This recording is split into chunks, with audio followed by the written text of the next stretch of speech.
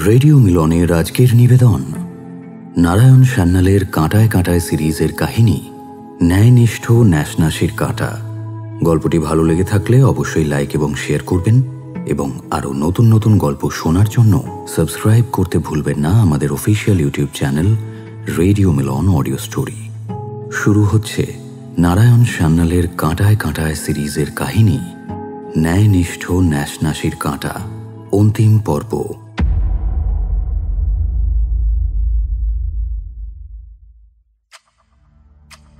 গত সপ্তাহে আপনি শুনেছেন অনির্বাণ দত্ত নামে বছর ৩০-এর এক যুবক পিকে বাসুর সঙ্গে দেখা করতে আসেন।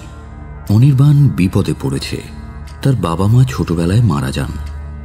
সেই সময় রঘুবীর সেন নামে তার বাবার এক বন্ধু তাকে নিজের কাছে রেখে বড় করে তোলেন এবং এই রঘুবীর সেন মারা যাওয়ার আগে একটি অদ্ভুত উইল করে যান।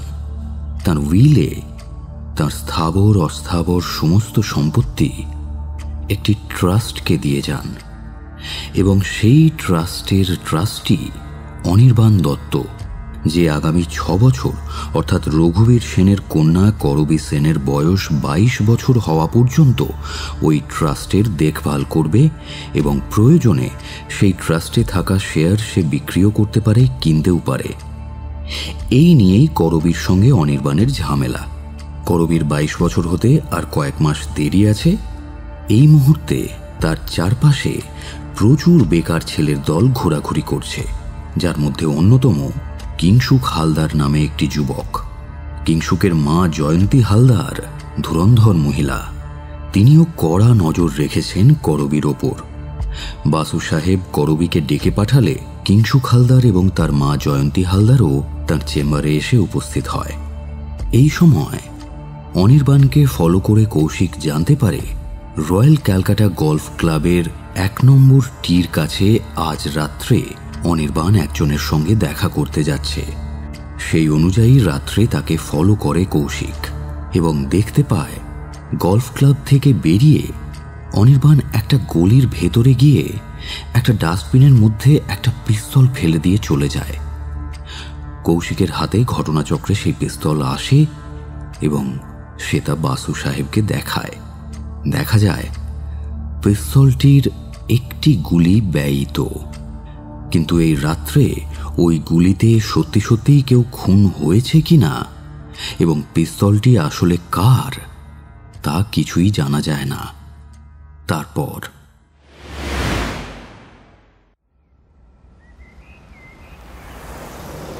পরদিন সকালে প্রাতঃভ্রমণ সেরে বাড়ি ফিরে বাসু সাহেব দেখেন বাইরের বারান্দায় ওরা তিনজন ২-৩খানা খবরের কাগজে বিশেষ একটি সংবাদ খুঁজছেন।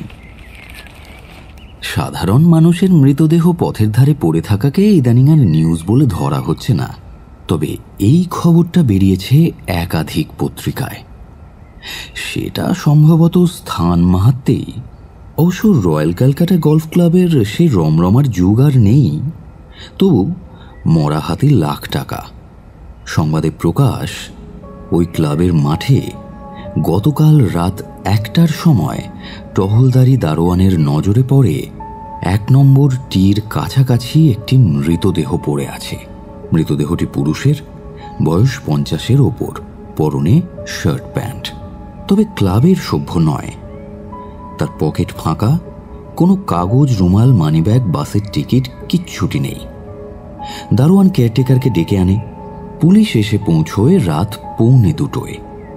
বিস্তারিত খবর স্টপ প্রেসে দেওয়া যায়নি, শুধু বলা হয়েছে মৃত ব্যক্তির পরিচয় এখনো জানা যায়নি এবং এটা স্টোন ম্যানের কীর্তি নয়। রগের পাশে বুলেটের আঘাতের চিহ্ন রয়েছে। এই তো মামু এসে গিয়েছেন, আপনার জন্যই অপেক্ষা করছি। আমার মনে হয় লাইসেন্সড প্রাইভেট ডিটেকটিভ হিসেবে আগবাড়ি আমাকে খবরটা জানাতে হয়। কে খুন হলো তা জানি না, কিন্তু খুনটা কে করেছে তা জানি। বোকার মতো কথা বলো না কৌশিক। তুমি শুধু এটুকু জানো যে তুমি একটি বেওয়ারিশ রিভলভার উদ্ধার করেছো যার একটি গুলি ব্যয়িত। তুমি আমাকে জানিয়েছো, ব্যাস। এখন তুমি আমার মক্কেল, আমার নির্দেশ মতো চলবে। এই সময় হঠাৎ পৌটিকোর সামনে এসে দাঁড়ালো একটা পুলিশ জিপ। ধরাচুরো পড়া ইন্সপেক্টর নিখিল দাস নেমে এলো গাড়ি থেকে। হোমিসাইড সেকশনে এই নিখিল দাস নতুন জয়েন করেছে। সম্প্রতি বাসু সাহেব একটি হত্যা মামলার কিনারা করে নিখিলের সঙ্গে পুরস্কারটা ভাগাভাগি করে নিয়েছেন। বাসুর ভাগে পড়েছে মক্কেলের মুক্তি, আর ইন্সপেক্টর দাসের প্রাপ্তি সমস্যা সমাধানের কৃতিত্ব এবং সঙ্গে একটি বউ।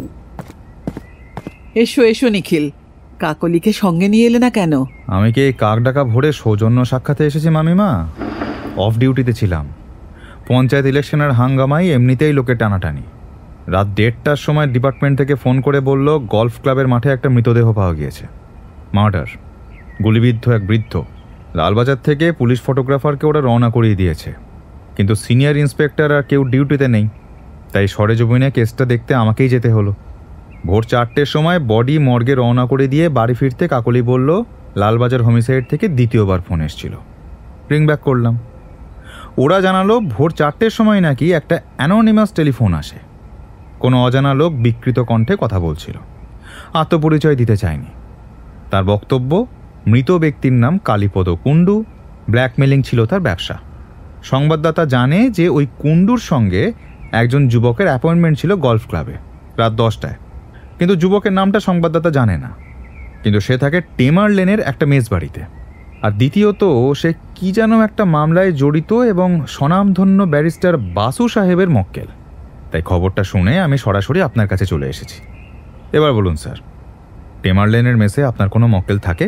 তা থাকে। As a matter of fact, কাল আমাদেরও শুতে অনেক রাত হয়েছিল। আসলে কৌশিক আমারই নির্দেশে একটি তদন্তে গিয়েছিল, ফিরে এলো রাত 12টা বাজিয়ে। খবরের কাগজে নিউজটা দেখে আমি হোমিসাইডে ফোন করতে যাচ্ছিলাম, এমন সময় তুমি এসে হাজির। কৌশিক তোমাকে একটা এজাহার দেবে নিখিল। শুধু এজাহার নয়, একটা বেওয়ারিশ রিভলভারও তোমার হাতে তুলে দেবে। বেওয়ারিশ রিভলভার মানে? German made. এমন রিভলভার বাজারে কমই আছে। ও একটা ডাস্টবিন থেকে কুড়িয়ে পেয়েছে। কোথায়? সেটা ওর কাছেই শোনো। উপায় নেই, আইন সচেতন নাগরিক হিসেবেই শুধু নয়, হাইকোর্টের একজন প্র্যাকটিসিং ব্যারিস্টার হিসেবে সব কথাই ওকে জানাতে হবে।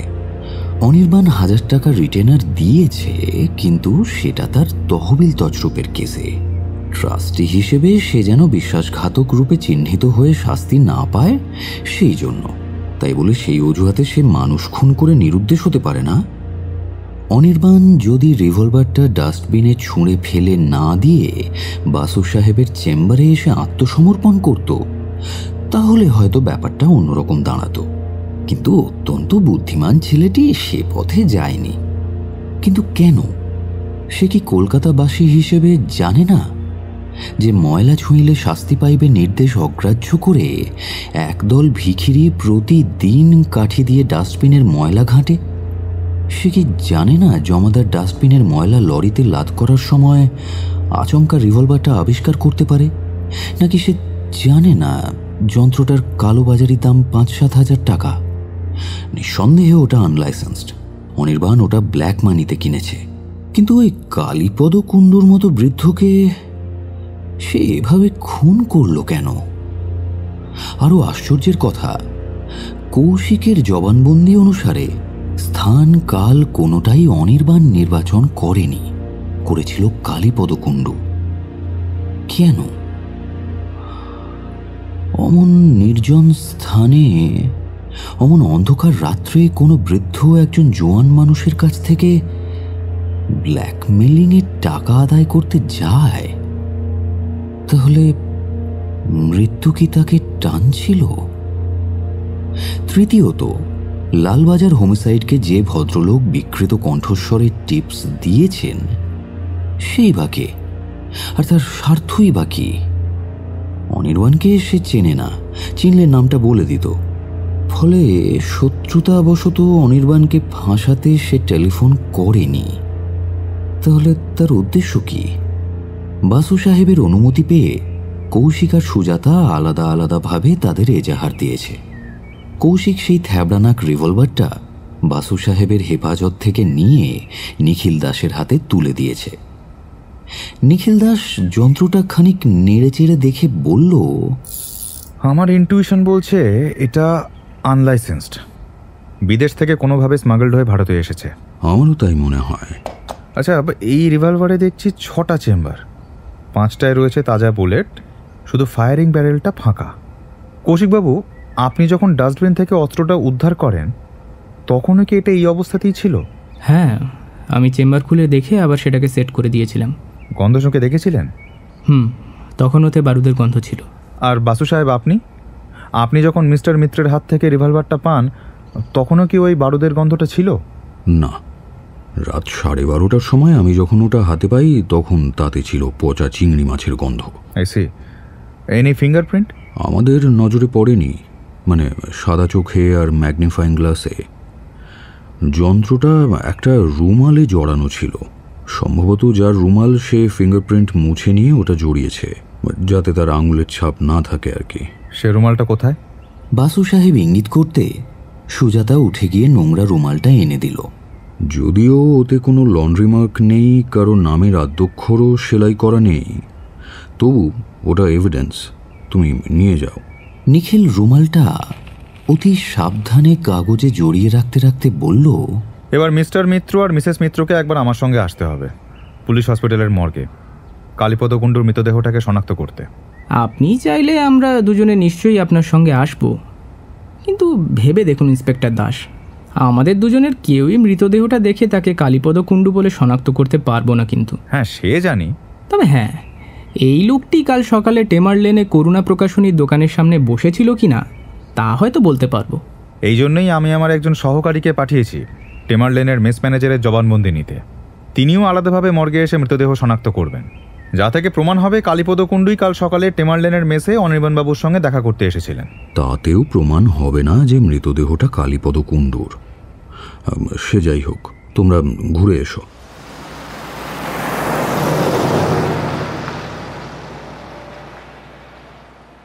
নিখিল দাসের জিপে ওরা দুজন এসে পৌঁছল পুলিশ হসপিটালের মর্গে।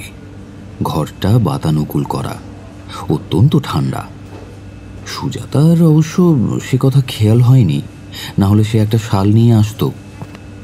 মরাকাটা ঘরের ইনচার্জ নিখিলকে দেখে সালাম করল। নিখিল বলল, ইসমাইল, কাল রাত 4টের সময় যে লাশটা টালিগঞ্জ থেকে এখানে এসেছে সেটা এতে দেখাও তো। হ্যাঁ স্যার, এইদিকে আসুন স্যার। বিরাট বড় একটা ওয়ার্ডরোবের মতো র্যাক। ইসমাইল তার একটা ড্রয়ারের রিং 2 হাতে ধরে টানল।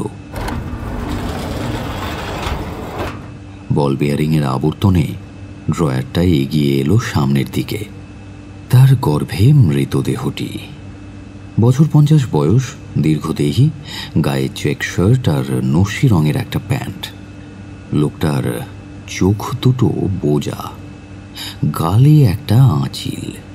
হ্যাঁ, এই লোকটাই কাল সকালে টেমার লেনে করুণা প্রকাশনীর বারান্দায় বসেছিল। নিখিল এবার সুজাতার দিকে ফিরল, কিন্তু সুজাতার গা গুলোচ্ছে। সে কোনো কথা বলল না, শুধু সজোরে মাথা নেড়ে সমর্থন করল।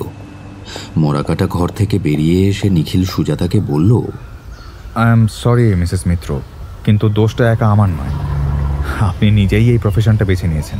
আমি তো কোনো অভিযোগ করিনি আপনার বিরুদ্ধে। শুধু বলুন, আপনার প্রয়োজন কি ফুরিয়েছে? আমরা বাড়ি যেতে পারি। একটু চা বা কফি খাবেন না? No thanks. বেশ, এই জিপি আপনাদেরকে নিউ আলিপুরে পৌঁছে দিয়ে আসবে।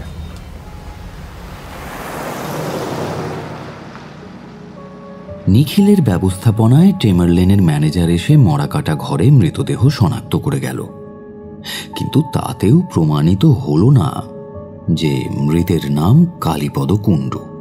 শুধু এটুকুই জানা গেল যে সে গত পরশু বার 3 টেমার লেনের মেসে এসে অনির্বাণের খোঁজ করেছিল, তবে সাক্ষাৎ পায়নি। নিখিল আন্দাজ করল অনির্বাণ পালিয়ে বেড়াচ্ছিল। কেন, কি বৃত্তান্ত কিছুই বোঝা যাচ্ছে না, কিন্তু ওই লোকটাও যে মরিয়া হয়ে পড়েছিল তাতে কোনো সন্দেহ নেই। তাই গতকাল সকাল 7টা বাজার আগে সে মেসের দরজায় এসে হাজিরা দিয়েছে। মৃতদেহের একটি ছবি নিখিল ছাপিয়ে দেওয়ার ব্যবস্থা করল বাংলা, ইংরেজি এবং হিন্দি কাগজে। তার সম্ভাব্য নামটা জানালো না, দৈহিক বর্ণনা থাকলো বিস্তারিত। দৈর্ঘ্য, ওজন, গালে আঁচিলের কথা এবং পোশাক পরিচ্ছদের বিবরণ। আরক্ষা বিভাগ অনুরোধ করছেন এই বেওয়ারিশ মৃতদেহ, যাকে মঙ্গলবার মধ্যরাত্রে টালিগঞ্জ গলফ ক্লাবের মাঠে উদ্ধার করা হয়েছে, তার পরিচয় কারো জানা থাকলে হোমিসাইড বিভাগে টেলিফোন করে যোগাযোগ করতে। নিখিলের আশা ছিল আবারও হয়তো বিকৃত কণ্ঠে কেউ টেলিফোনে জানাবে যে ছবিটা দেখে সে মৃতদেহটি শনাক্ত করতে পেরেছে এবং ওর নাম ছিল কালীপদ কুণ্ডু। কিন্তু বাস্তবে তা হলো না। সে লোকটি আত্মগোপন করেই রইল। পরিবর্তে বর্ধমান থেকে এসটিডি করে এক ভদ্রলোক জানালেন যে মৃতদেহটি তিনি ছবি দেখে শনাক্ত করতে পেরেছেন। দিন তিনেক আগে ওর এই কর্মচারীটি নিরুদ্দেশ হয়ে যায়। ভদ্রলোক থাকেন বর্ধমানের কানাই নাটশাল অঞ্চলে। নাম মহেন্দ্রনাথ পাল। তিনি স্বয়ং কলকাতায় আসছেন মৃতদেহটি শনাক্ত করতে, তার পূর্বে যেন দাহ না করা হয়। মহেন্দ্রনাথের বিশ্বাস মৃত ব্যক্তির নাম কালীপদ কুণ্ডু। লোহার গড়াদের দুধারে দুজন দাঁড়িয়ে রয়েছে। বন্দির কাছে বাসু সাহেব জানতে চাইলেন, ওদের কতটা বলেছ? রামগঙ্গা কিছুই নয়। পুলিশকে বলেছি আমি আমার সলিসিটরের অনুপস্থিতিতে কোনো কথা বলবো না, তাতেই ওরা আপনাকে খবর দিয়ে আনিয়েছে। দেখো অনির্বাণ, তোমার বিরুদ্ধে পুলিশের হাতে বেশ কিছু এভিডেন্স আছে। কি কি তা আমি জানি, কিন্তু তোমাকে সেসব কথা বলার আগে আমি তোমার এজাহারটা শুনতে চাই। পরপর কি ঘটনা ঘটেছিল এবং কেন তুমি তাতে অংশগ্রহণ করেছিলে, একেবারে প্রথম থেকে বলে যাও। বলার কিছু নেই স্যার, আপনিই বলুন কি কি জানতে চাইছেন। গলফ ক্লাবে যে লোকটা খুন হয়েছে তাকে তুমি চিনতে? লোকটা যদি কালীপদ কুণ্ডু হয় তবে হ্যাঁ, তার পরিচয় জানতাম, চিনতাম, কিন্তু কখনো সাক্ষাৎ হয়নি। বার কয়েক তার সঙ্গে টেলিফোনে কথা বলেছি এই মাত্র। আর হ্যাঁ, ওর নাম কাকাবাবুর কাছে শুনেছিলাম। প্রথমে সে কাকুর গাড়ির ড্রাইভার ছিল, পরে নাকি কুতুব টি কোম্পানির ক্যাশিয়ার পর্যন্ত হয়েছিল। তহবিল তছরূপের অপরাধে চাকরি যায়, অথচ টাকাটা আদায় হয় না।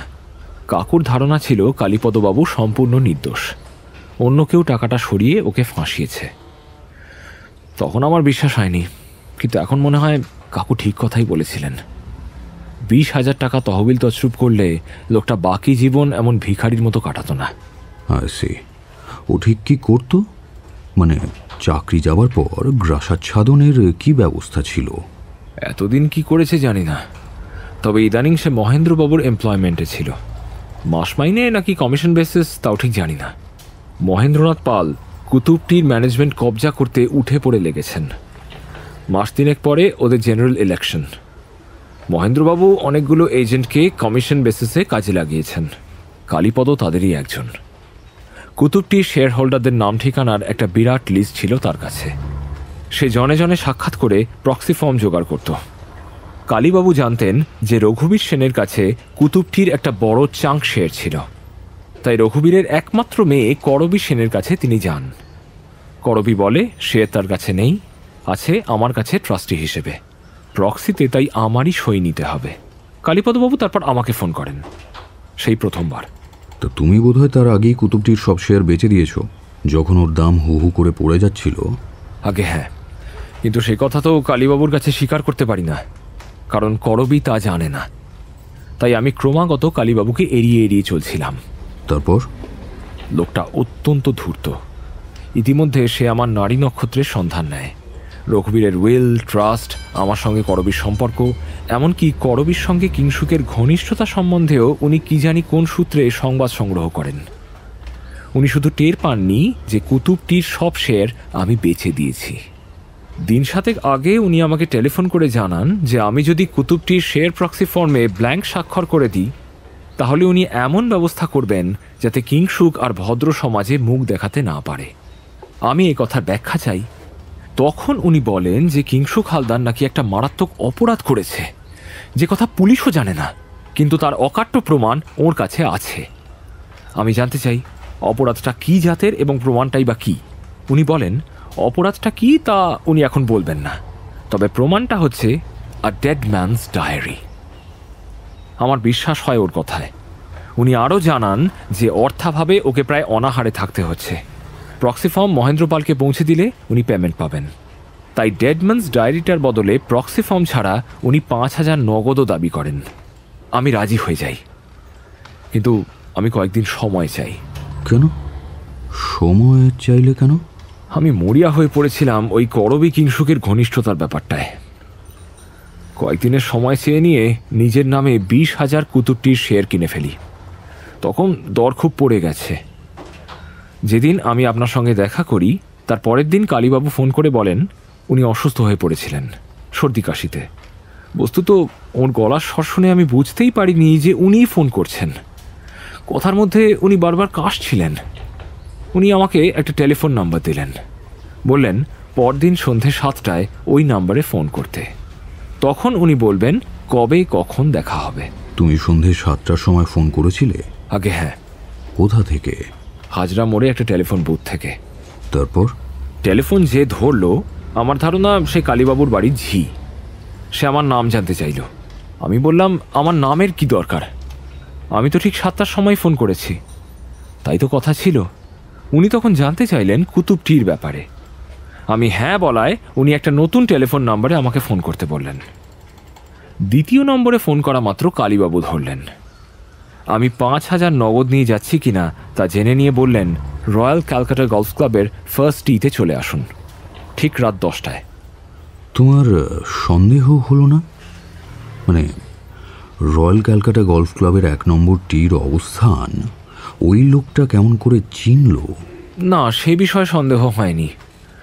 আমি অবাক হয়েছিলাম স্থান নির্বাচনে নয়, সময় নির্বাচনে। আমি ওই ক্লাবের মাঠের প্রতিটা গাছ, প্রতিটা হোল চিনি। এককালে রঘুবীর কাকার পেছন পেছন স্টিক ঘাড়ে করে আমাকে ঘুরতে হয়েছে, ফার্স্ট টি থেকে 18th হোল পর্যন্ত। ইদানিং সময় পেলে আমি নিজে গিয়েও খেলি। আমি এও জানতাম ওই কালীপদ কুণ্ডু এককালে রঘু কাকার গাড়ি চালাতেন, ফলে তাকেও একইভাবে ক্লাব মাঠের এ প্রান্ত থেকে ও প্রান্তে হাঁটতে হয়েছে। বস্তুত স্থান নির্বাচনে আমি মনে মনে নিশ্চিন্তই ছিলাম। লোকটার কণ্ঠস্বর বিকৃত শোনালেও সেটা সর্দি লাগায়, সুতরাং সন্দেহ নেই লোকটা কালীপদ কুণ্ডুই। তবে আমার সন্দেহ ছিল কেবল সময়টা নিয়ে, অত গভীর রাতে কেন। তারপর ভাবলাম কালীপদ তো আমার শত্রু নয় যে বেমক্কা আমার নির্জন স্থানে আমাকে হত্যা করে বসবে। কিন্তু তোমার হাতে নগদ 5,000 টাকা ছিল। লোকটা সেই টাকার লোভেও তো তোমাকে হত্যা করতে পারত। তুমি কি রিভলভারটা সেই কারণেই পকেটে নিয়ে গেলে? রিভলভার? না স্যার, আমি তো কোনো রিভলভার নিয়ে যাইনি। তা কালীপদ যদি হঠাৎ করে পকেট থেকে একটা রিভলভার বের করতো তখন তুমি কি করতে? আমি ক্যারাটে ব্ল্যাক বেল্ট, মানে ক্যারাটে বিদ্যায় পোস্ট গ্র্যাজুয়েট ডিগ্রিধারী। একাধিক ক্লাবে আমি ক্যারাটে শেখাই। কালীবাবুর মতো একজন বৃদ্ধ যদি পকেট থেকে একটা রিভলভার বার করে আমার দিকে তাক করবার সুযোগ পেতেন আর তার আগে ওকে আমি মাটিতে শুইয়ে দিতে না পারতাম, তাহলে বাড়ি ফিরে এসে আমি গলায় দড়ি দিতাম। সত্যি কথা বলতে স্যার, আমার ওকে একেবারেই সন্দেহ হয়নি। তারপর কি হলো বলে যাও। তবু জানতে চাইলাম যে এরকম অদ্ভুত জায়গায় কেন। ও প্রান্তের লোকটা বলল আরসিজিসির ফার্স্টই জায়গাটা গোটা কলকাতা শহরে চেনে হাতে গোনা মোটে কয়েকজন, তাই স্বভাবতই রিস্ক কম। আমি ভাবলাম ভুল কিছু তো বলেনি, তাই জবাবে বললাম অলরাইট। এরপরই আমি টেলিফোনটা রেখে দিই। তারপর রাত 9:45 আমি ক্লাবে পৌঁছই। গাড়ি পার্ক করে ভেতরে যাই। ক্লাব ঘরে তখন 10-15 জন ছিলেন। আমার পরিচিত কেউ ছিলেন না। তুমি ওই গলফ ক্লাবের মেম্বার? হ্যাঁ, কাকাবাবুই আমাকে হাতে ধরে খেলাটা শিখিয়েছিলেন। স্টিক নিয়ে ওর পেছনে হাঁটতে হাঁটতে খেলাটা আমি অবশ্য নিজে থেকেই শিখে গিয়েছিলাম। কাকু আমাকে স্ট্রোক মারা শেখান, grip, stance, drive, downward swing, bunker টপকানো, এই সব কিছুই শেখান। সে যাই হোক, সেদিন রাত 10টায় যারা ক্লাবে ছিলেন তাদের কাউকে আমি চিনতে পারিনি। ওই রাতে মেম্বাররা খেলতে আসেন না বোধহয়, মদ্যপান করতেই আসেন। আমি পেছনের দিকে দরজা দিয়ে মাঠে নেমে যাই। ফার্স্ট টিতে পৌঁছই। ক্লাবঘর থেকে 100 গজও হবে না। সেখানে মিনিট 5 বোকার মতো অপেক্ষা করি। জায়গাটা আলো আঁধারি, এতটা অন্ধকার নয় যে একজন মানুষ এগিয়ে এলে আমি দেখতে পাবো না। আমার ঘড়িতে রেডিয়াম ডায়াল। 10:05 হবার পরেই আমি অস্থির হয়ে উঠি, পায়চারি শুরু করি। আর তখনই কিসে যেন ঠোক্কর খাই। কিসে? একটা নিথর মৃতদেহে।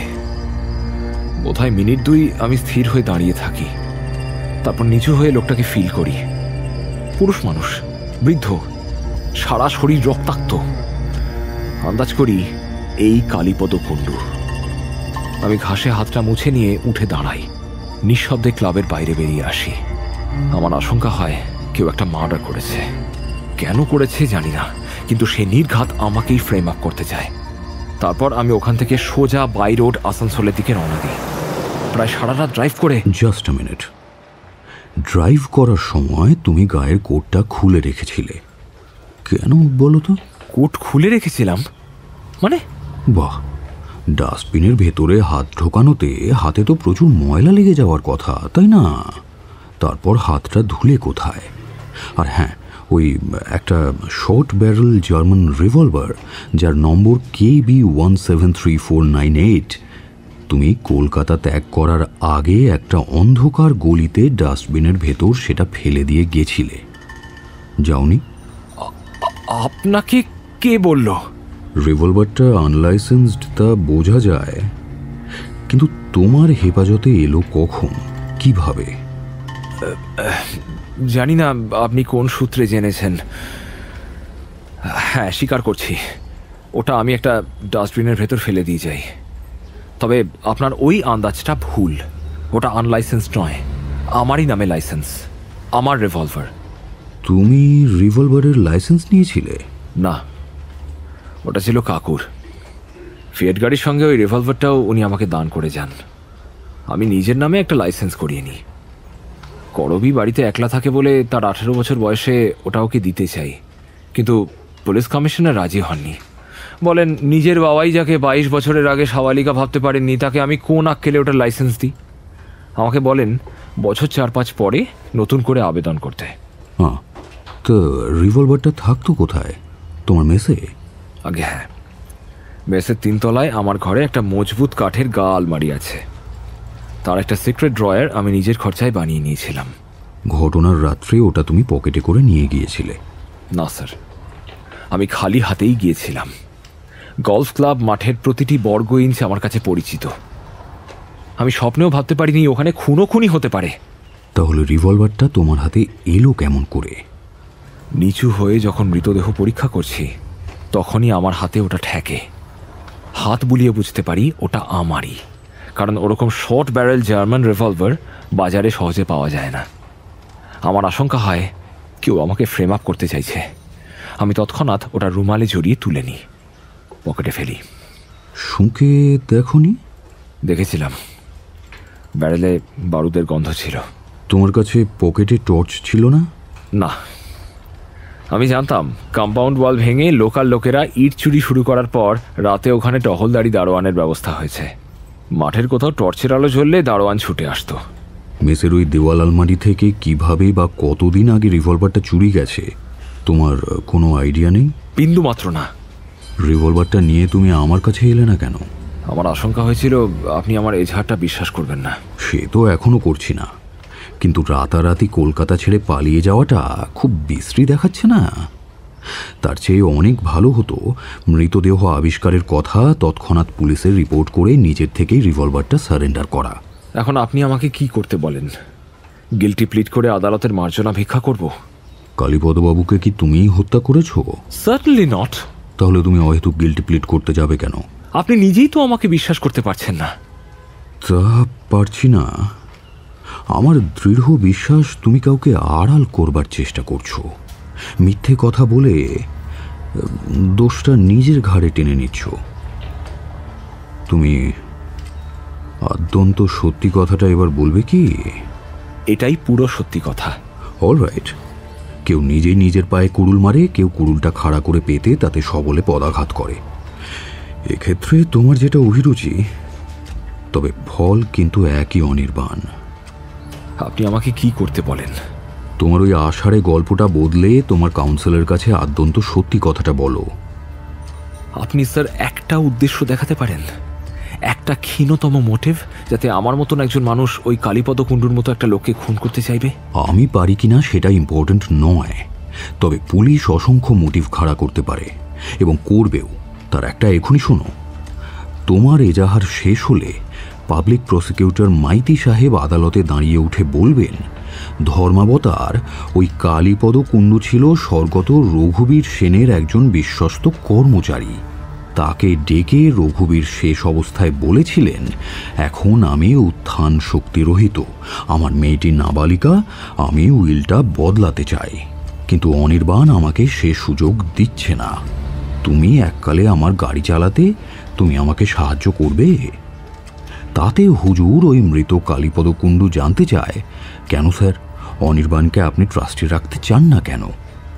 রঘুবীর তখন ওকে একটা ডায়েরি দিয়ে বলেছিলেন, এইটে পড়ে দেখো, তাহলেই বুঝতে পারবে, 2 দিন পরে ডায়েরিটা ফেরত দিয়ে যেও।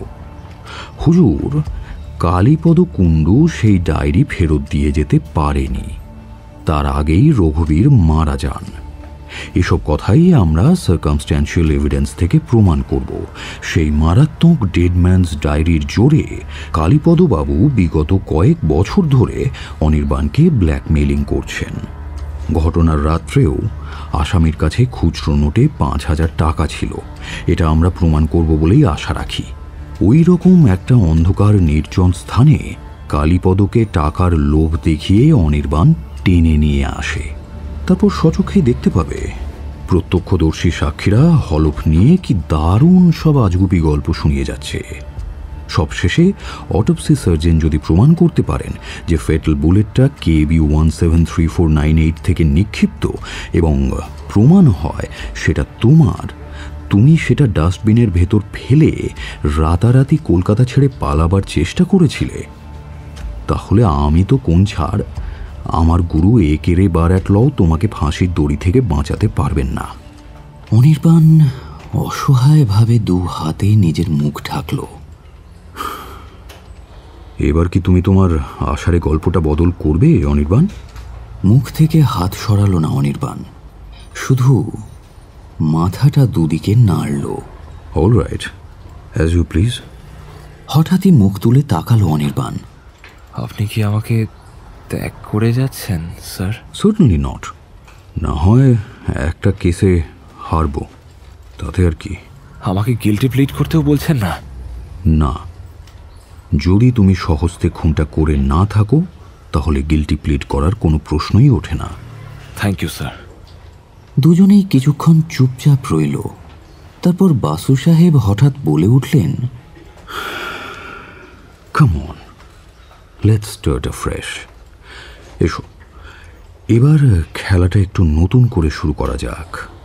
তুমি এ পর্যন্ত একটাও আনসার কার্ড আমার হাতে দাওনি, সবই ওই 2-3 পাঞ্জা ছক্কা। তা বলে তো আর খেলার টেবিল ছেড়ে উঠে যাওয়া যায় না। 2-1টা প্রশ্নের জবাব দাও তো। ডেডম্যানস ডায়েরিটা কার, তা কালীপদ বলেছিল, বা তুমি কি সেটা ওর পকেট থেকে উদ্ধার করেছিলে? আগে না, আপনার 2টো প্রশ্নের জবাবই না। আচ্ছা, কিংসুকের বিষয়ে ওর সঙ্গে তোমার যেসব কথাবার্তা হয়েছিল সে বিষয়ে কালীপদ কুণ্ডুর কোনো হাত চিঠি বা কোনো এভিডেন্স তোমার কাছে আছে? না। হাজরা রোডের পাবলিক টেলিফোন থেকে তুমি 2-2বার ফোন করেছিলে। প্রথমবার একটা কাগজ দেখে এবং দ্বিতীয়বার ও পক্ষের কথা শুনে একটা কাগজে নাম্বারটা লিখে নিয়েছিলে। সেই কাগজের টুকরো দুটো কোথায়? আমি নষ্ট করে ফেলেছি, যাতে পুলিশ আমার সঙ্গে কালীপদ কুণ্ডুকে কানেক্ট করতে না পারে। বুঝলাম, কিন্তু নম্বর দুটোর একটাও কি তোমার মনে নেই? অন্তত এক্সচেঞ্জ নম্বরগুলো। দ্বিতীয় নাম্বারটার কথা কিছুই মনে নেই, তবে প্রথমটার কিছুটা মনে আছে। এক্সচেঞ্জ নাম্বারটা 2 সংখ্যা না 3 সংখ্যার তা মনে নেই, কিন্তু শেষ 4টে অঙ্ক ছিল 1836। আশ্চর্য, একদিন পরেও তোমার তা মনে আছে? হ্যাঁ স্যার, আছে। চেষ্টা করে মনে রাখিনি, তবে ভুলতেও পারিনি। চেষ্টা করে মনে রাখোনি? তাহলে কি তুমি কি হাফ শ্রুতিধর নাকি? আসলে কি জানেন, কালীবাবুর মুখে শুনে তখনই আমার মনে পড়ে গিয়েছিল ওটা ঠাকুরের জন্মসাল। 1836 সালটা তো ভোলা যায় না। বাসু সাহেব অবাক হয়ে গেলেন। অনির্বাণ জিজ্ঞেস করল, আপনি কি কোনো আশার আলোই দেখতে পাচ্ছেন না স্যার? 1 মিনিট আগেও পাচ্ছিলাম না। আমার হাতে শুধুই যে দুরিতিরি ছিল অনির্বাণ, কিন্তু শেষ পাতে আমার পার্টনার রঙের টেক্কাখানা নামিয়ে দিল। অনির্বাণ, তুমি ঠাকুরের নাম নিয়েছ, সুতরাং একটা পিঠ তো নির্ঘাত আমাদের।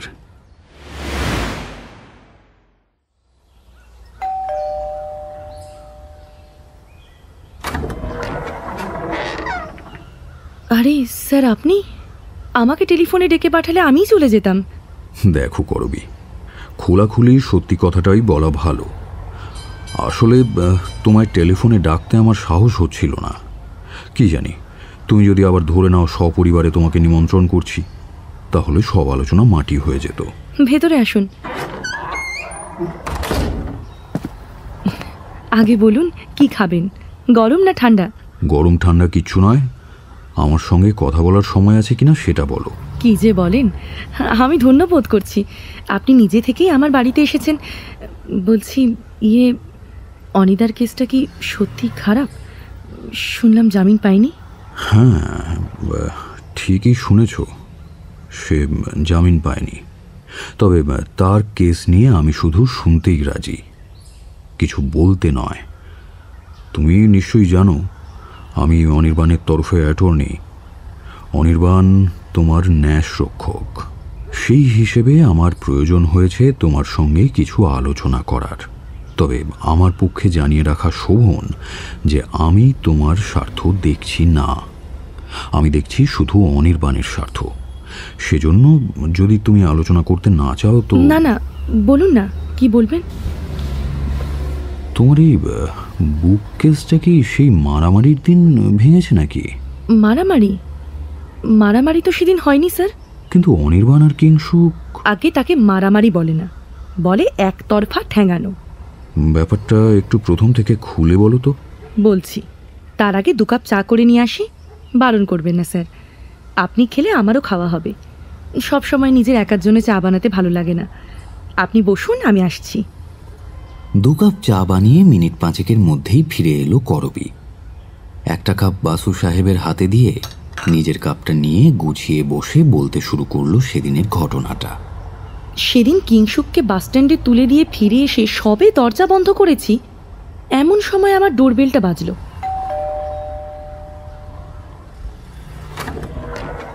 দরজা খুলতেই দেখি সামনে দাঁড়িয়ে অনির্বাণ দত্ত।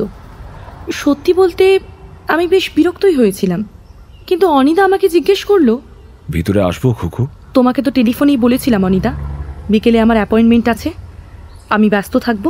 ও, আই এম সরি। আসলে আমি ভাবলাম যে সে অ্যাপয়েন্টমেন্টটা শেষ হয়ে গেছে। তার মানে তুমি বাইরে দাঁড়িয়ে আড়ি পাচ্ছিলে? না না, আড়ি পাতবো কেন? সচক্ষে দেখলাম মিস্টার হালদারকে তুমি মিনি বাসে তুলে দিয়ে একা বাড়ি ফিরে এলে, তাই ভাবলাম মানে আমার কথাটা সত্যিই জরুরি। কার কাছে জরুরি, তোমার না আমার? দুজনের কাছে। বেশ, ভেতরে এসো। না না, দরজা লাগিও না, খোলা থাক। বসো, বলো কি খাবে, চা না কফি? কিছু না, আমার হাতে সময় কম। একটা টেলিফোন করতে হবে, তারপর আখড়ায় যেতে হবে। আখড়া মানে? আমি বিকেলবেলা একটা ক্লাবে ছেলেদের ক্যারাটে শেখাই। টেলিফোনটা তুমি এখান থেকেই করতে পারো, আমি তো কিচেনে চা বানাবো। তুমি তোমার বান্ধবীকে ফোনে কি বললে তা আমি শুনতে পাবো না। বান্ধবীকে নয়, আমার কোনো বান্ধবী নেই, এটা বিজনেস টক। কেন, আমি তোমার বান্ধবী নই? না, তুমি আমার ছোট বোন হয়ে থাকতে চেয়েছিলে, বান্ধবী নও। তাতে তো আবার তুমি রাজি নও। ও প্রসঙ্গ থাক খুকু, যা বলতে এসছি সেটাই বলি। কিন্তু তুমি কথা দাও, এই কথা তুমি কিংসুক বাবু বা তার মাকে বলবে না। কেন? কেন সেটা নিজে থেকে বুঝতে না পারলে আমি কেমন করে বোঝাবো বলো? ওরা তোমার টাকাটার দিকে সেন দৃষ্টিতে তাকিয়ে আছে, আর কোনো উদ্দেশ্য নেই ওদের। ওরা কুচক্রী, অর্থলোভী। আর তুই ফুকুর বাপের সম্পত্তিটা কবজা করে যক্ষের ধন আগলে রেখেছিস, তুই অর্থপিশাচ নস? কথাটা শুনে আমরা দুজনেই চমকে উঠে তাকিয়ে দেখি খোলা সদর দরজার সামনে দৈত্যের মতো দাঁড়িয়ে আছে কিংসুক। আমি অবাক হয়ে যাই, ও আবার ফিরে এলো কেন? কিছু কি ফেলে গেছে, নাকি আমাকে কিছু বলার আছে বলে আবার এসেছে? ততক্ষণ অনিদা উঠে এগিয়ে গিয়েছে কিংসুকের দিকে, মুখোমুখি দাঁড়িয়ে বলল, মিস্টার হালদার, আমরা দুজনে কিছু প্রাইভেট কথা বলছি, আপনি পরে আসবেন। হিম্মত থাকে তো বাইরে বেরিয়ে আয় হারামজাদা, নালে তোকে ওই সিঁড়ি দিয়ে নিচে চুড়ে ফেলে দেবো। আজ নয় মিস্টার হালদার, আজ আমি ব্যস্ত আছি, তবে তোমার বাসনা আরেকদিন পূর্ণ করে দেব আমি, কথা দিচ্ছি। তারপর কথা নেই বার্তা নেই বুনো মোষের মতো সামনে ঝাঁপিয়ে পড়ল কিংসুক। অলরাইট, সুয়ার কা বাচ্চা, টেক দিস বাট। কিন্তু অনির্বাণের দেহ স্পর্শ পর্যন্ত করতে পারল না, হুমড়ি খেয়ে পড়লো টেবিলটার ওপর। অনির্বাণ ডাক করেছে, তারপর যে কি ঘটে গেল তা আমি নিজেও জানি না। এন্টার দ্য ড্রাগন ছবির একটা সিকোয়েন্স অভিনীত হয়ে গেল যেন আমার চোখের সামনে। রক্তে মাখামাখি হয়ে কিংসুক যখন কার্পেটের ওপর ধরাশায়ী, তখন একটা পকেট চিরুনি বার করে চুলটা ঠিক করতে করতে অনিতা বলল, আই এম এক্সট্রিমলি সরি খুকু, কথাটা আজ আর বলা হলো না। তোমার প্রতিবেশিনী যেভাবে বারান্দায় দাঁড়িয়ে চিৎকার জুড়েছেন, তাতে এখনই হয়তো পুলিশ এসে পড়বে। আচ্ছা, আমি আসি। বাকিটা আমি জানি, তুমি বরং এবার রিভলভারের কথাটা বলো। রিভলভার? কোন রিভলভার? তোমার বাবার একটা থ্যাবড়া নাকওয়ালা রিভলভার ছিল, সেটা অনির্বাণ তোমার কাছে রাখতে দিয়েছিল। হ্যাঁ দিয়েছিল, কিন্তু সেটা সম্বন্ধে কি জানতে চান? ওটা কোথায়? আমার ড্রয়ারে। কেন? ড্রয়ারটা কি সবসময় তালাবন্ধ থাকে? না তো, কিন্তু এইসব কথা কেন? তুমি আমাকে সেই ড্রয়ারের কাছে একবার নিয়ে চলো তো করবি, আমি দেখতে চাই ড্রয়ারে রিভলভারটা আছে কিনা। কি আশ্চর্য, থাকবে না কেন, নিশ্চয়ই আছে। লেটস সি, চলো। বাসু সাহেবকে নিয়ে করবি তার শোবার ঘরে আসে। ছোটখাটো ঘর, সিঙ্গেল বেড খাট, একটা চেস্ট অফ ড্রয়ার্স, তবে কোনোটাই চাবি দেওয়া নয়।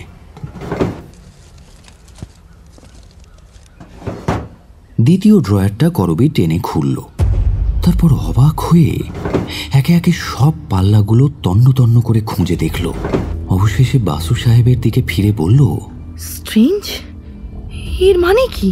তোমার ঘরে গোদরেজের লোহার আলমারি আছে, রিভলভারটা ওতে রাখতে না কেন? ওটা কি তালাবন্ধ থাকে না? বলতে বলতে বাসু সাহেব এগিয়ে গিয়ে হাতল ঘোরাতে লোহার আলমারিটা খুলে গেল। তোমার সংসারে দেখছি লোহার আলমারি আর কাঠের পাল্লার কোনো প্রভেদ নেই, সবই খোলা পড়ে থাকে। এটা আমার আন্দাজের বাইরে ছিল।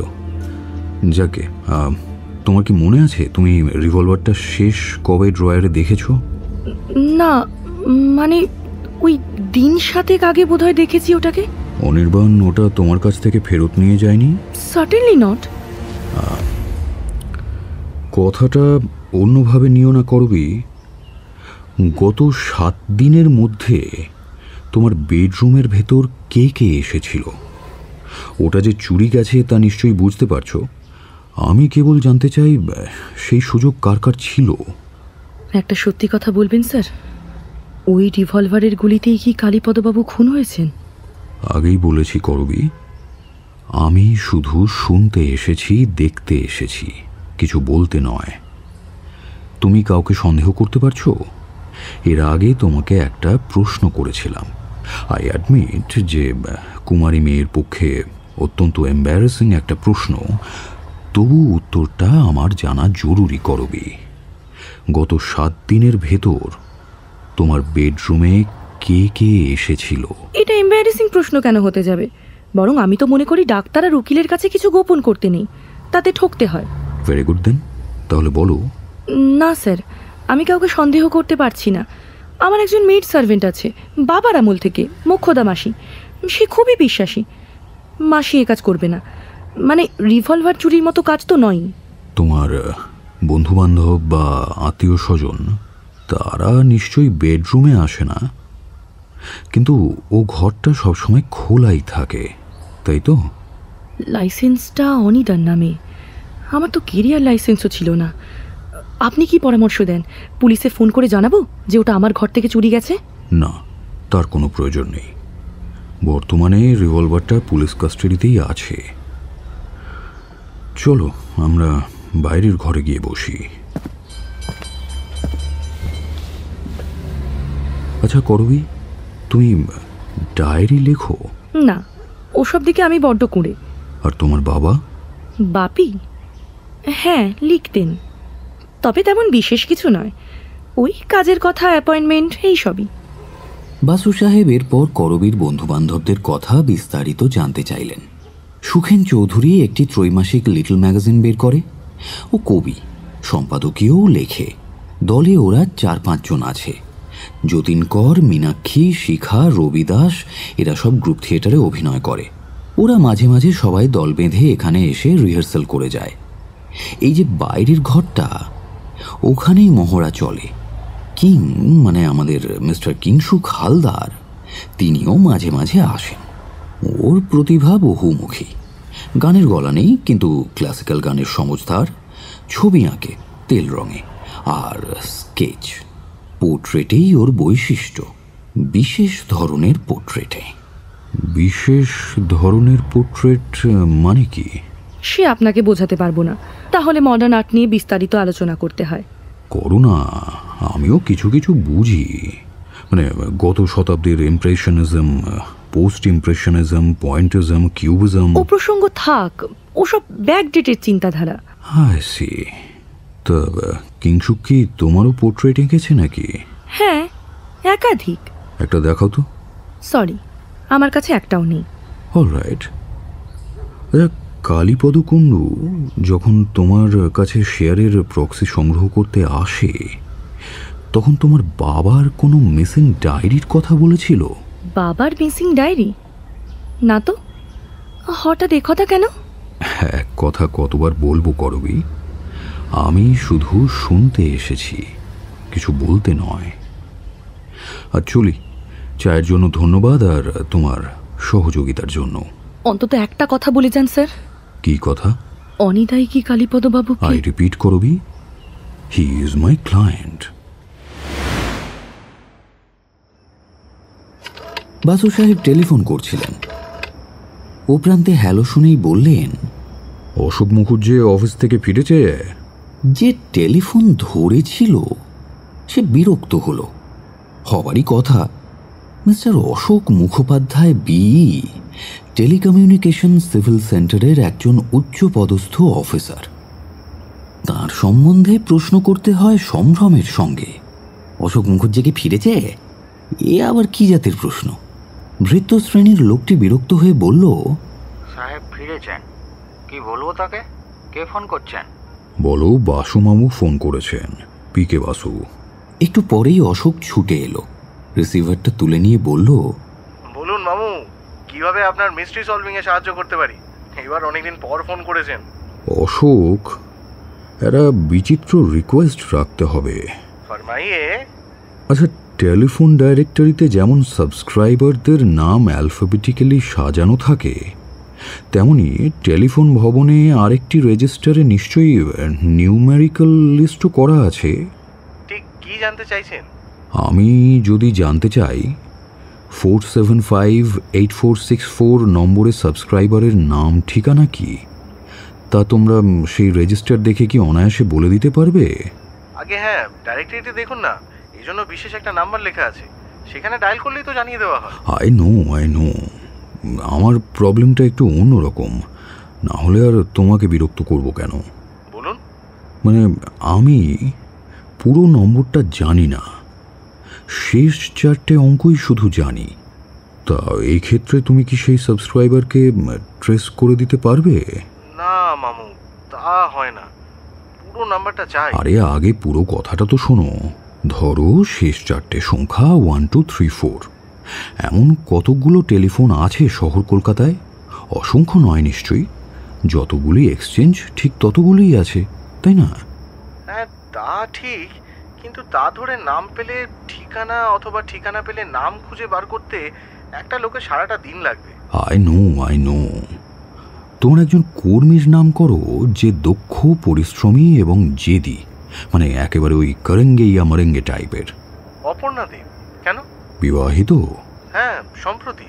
অলরাইট, তাকে একদিন ক্যাজুয়াল লিভ নিতে বলো, আর বলো কলকাতায় যতগুলি এক্সচেঞ্জ আছে আশা করি শতখানেকের কম, তার ভেতর সে খুঁজে দেখুক প্রত্যেকটি এক্সচেঞ্জে কোন কোন সাবস্ক্রাইবারের শেষ 4টে নম্বর হচ্ছে 1836। এই তথ্যটা আমি একটা তালিকা আকারে চাই, এক্সচেঞ্জ বেসিসে সাবস্ক্রাইবারের নাম এবং ঠিকানা সহ।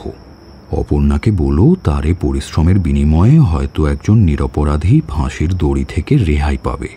অবশ্য এজন্য তাকে আমি অনারেরিয়াম দিতেও রাজি। সে কত নেবে তুমি আমাকে জানিও। একটি পয়সাও না, কিন্তু এই কেস যদি জেতেন তাহলে আপনাদের 4 জনকে আমার বাড়িতে ডিনারের নিমন্ত্রণ রাখতে আসতে হবে। সকর্তা অপর্ণাও আসবে, আর গল্পটা ছাপার আগে কিন্তু শোনাতে হবে। রাজি?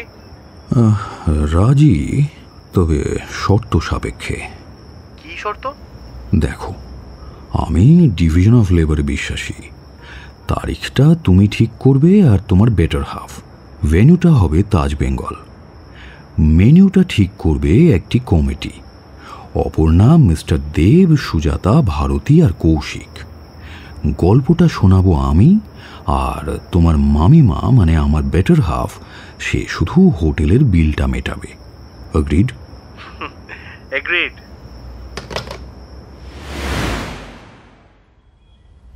পরদিন বাসু সাহেবের চেম্বারে দেখা করতে এলেন মহেন্দ্রনাথ পাল, বর্ধমানের কানাই নাটশাল থেকে। বেটেখাটো মানুষ, বয়স 70-এর ওপারে, তবে শরীর শক্ত। রঘুবীর সেন ছিল আমার বাল্যবন্ধু।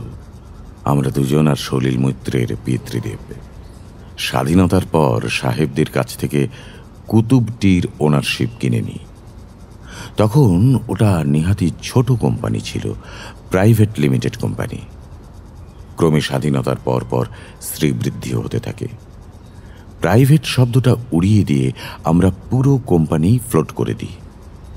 ভারতীয় চায়ের বাজার বিশ্বে বৃদ্ধি পেতে থাকে, কোম্পানিও বড় হতে থাকে, নতুন নতুন চা বাগান খরিদ করা হয়। কিন্তু মুশকিল হলো অন্য ব্যাপারে। স্ত্রী বিয়োগের পর রঘুবীর খুব উদাসীন হয়ে পড়ে।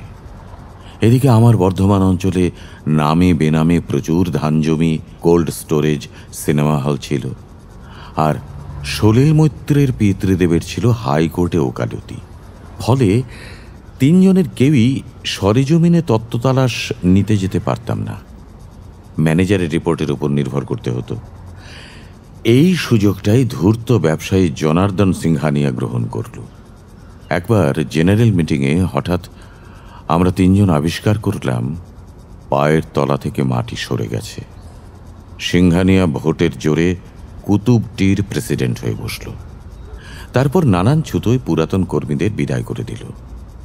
এই সময় তহবিল তাছরূপের মিথ্যা অজুহাতে চাকরি খোয়ালো কালীপদ কুণ্ডু। রঘুবীরও মারা গেল। মৈত্রমশাই তাঁর শেয়ার বেচে দিলেন। ততদিনে ভারতীয় চা রাশিয়ার বাজারটাও খুইয়েছে। অতি সম্প্রতি আমি আবার উঠে পড়ে লেগেছি। এ কাজে কালীপদ আমার সাগরেদ ছিল। আমার বিশ্বাস কালীপদ কোনো ভাড়াটে খুনির হাতে খুন হয়েছেন। খুনিকে কাজে লাগিয়েছিল ওই সিংহানিয়াই।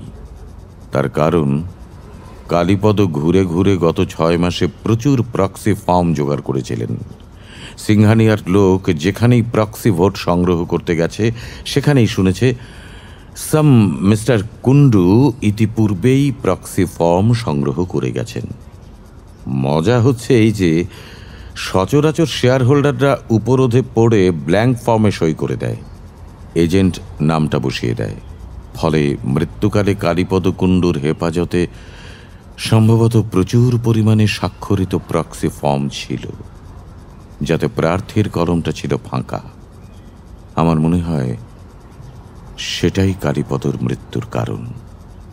কালীপদর 3 কুলে কেউ নেই, কিন্তু সে আমার কাজ করতে গিয়ে প্রাণ দিয়েছে। ফলে আমি যদি না তার বদলা নিই, তার আত্মা অতৃপ্ত থাকবে। আর আমি এটাও নিশ্চিত করে বলতে পারি মাঝখান থেকে ওই অনির্বাণ নামের ছেলেটি বেমক্কা ফাঁদে পড়ে গেছে মাত্র। সবই বুঝলাম, কিন্তু পুলিশ অনির্বাণকেই আসামি সাজিয়ে কেস খাড়া করতে উঠে পড়ে লেগেছে।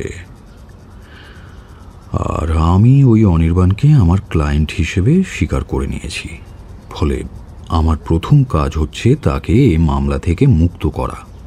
তবে আমার কর্মপদ্ধতি আপনি জানেন কিনা জানি না, প্রকৃত হত্যাকারীকে চিহ্নিত না করা পর্যন্ত আমি থামতে পারি না। আপনার কথাটা মনে থাকবে। এই কেস মিটলে আমার সঙ্গে যোগাযোগ করুন। আপাতত বরং আপনি আমাকে রঘুবীর সিংহানিয়া আর কালীপদ কুণ্ডুর ব্যাকগ্রাউন্ড যতটা জানেন বলুন, তাতে খুবই উপকার হয়। প্রথমে রঘুবীরের কথাই বলি। মৃত্যুর ৩-৪ দিন আগেও আমার সঙ্গে তার সাক্ষাৎ হয়েছিল। অনির্বাণের বিরুদ্ধে তার কোনো অভিযোগ ছিল না। এমনকি সে যে অনির্বাণকেই তার সম্পত্তির ট্রাস্টি করেছে সেটা পর্যন্ত আমাকে কোনোদিন বলেনি। ওকে এতটাই বিশ্বাস করত সে। তাছাড়া আমার ধারণা মহেন্দ্র ওই অনির্বাণকেই হয়তো জামাই হিসাবে নির্বাচন করত আরও কিছুদিন বেঁচে থাকলে। এবার সিংহানিয়ার কথা বলি। লোকটা অতি ধূর্ত ব্যবসায়ী, মোস্ট আনস্ক্রুপুলাস। পাপ আমার কেন হবে, পাপ তো হবে সালা কাসেমারের হবে, এই দার্শনিক তত্ত্বে বিশ্বাসী। তাছাড়া প্রতি পূর্ণিমাতে পুজো চড়ায়, সারা মাসের পাপ তাতে ধুয়ে মুছে যায়। আর রইল বাকি কালীপদ কুণ্ডু। সে ছিল গুণী লোক। প্রথমে রঘুবীরের গাড়ির ড্রাইভার হিসেবে চাকরি করতে আসে, ক্রমে কুতুবটির ক্যাশিয়ার পর্যন্ত হয়। ভালো তবলা, মৃদঙ্গ, পাখোয়াজ বাজাতে জানে, মার্গ সঙ্গীত বোঝে। চাকরি যাবার পর অনেকদিন হাজত বাস করে তহবিল তছরূপের মামলায়।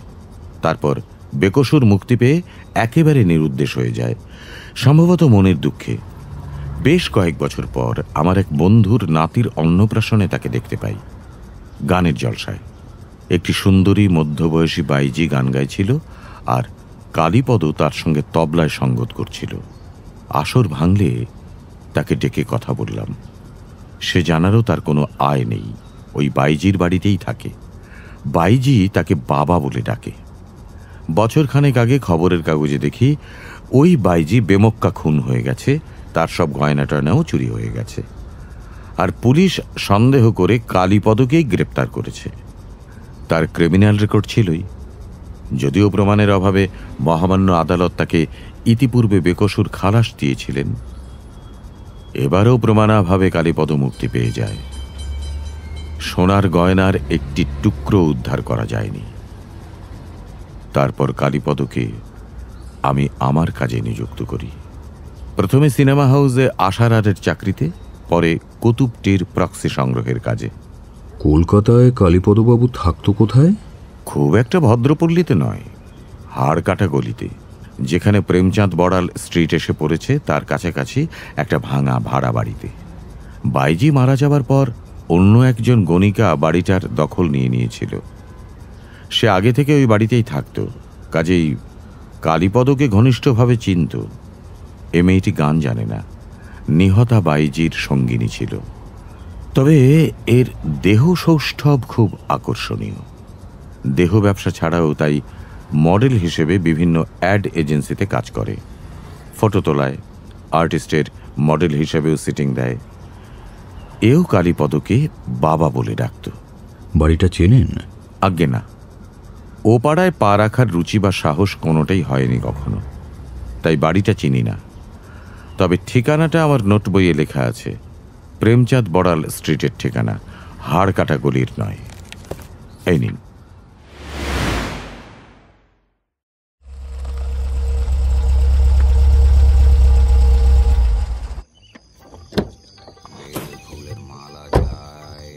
বাসু সাহেব একাই এসেছেন। গাড়িটা পার্ক করে লক করলেন। সন্ধ্যা সঙ্গীতের আসর এ পাড়ায় শুরু হয়ে গেছে। প্রেমচাঁদ বড়াল স্ট্রিটের এই অঞ্চল দিয়ে বিশেষ জাতের মানুষ ছাড়া লোকজনের যাতায়াত কম। ঠুংঠাং করে রিকশা চলছে, পর্দা ফেলা, বেল ফুলের মালা ফিরি করতে করতে একটা লোক রাস্তার এ প্রান্ত থেকে ও প্রান্তে চলে গেল।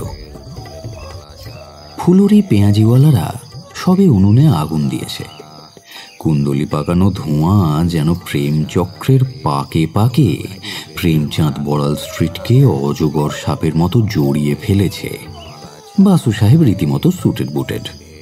দেওয়ালের নম্বর প্লেট ধরে খুঁজছেন, কিন্তু একটা নম্বরও পড়া যাচ্ছে না। সামনের একটি দরজার আধখানা ফাঁক করে 2-3টি যুবতী এবং প্রৌঢ়া মুখ বের করে দেখছে। তাদের প্রসাধন উগ্র, খোঁপায় জুঁই ফুলের মালা। বাসু সেদিকে যেতেই একজন প্রৌঢ়া এগিয়ে এলো মোহরা নিতে। এ বাড়িতে সব ঘর ভর্তি বাবু, লোক বসাবো নেই, আগের দিকে দেখুন।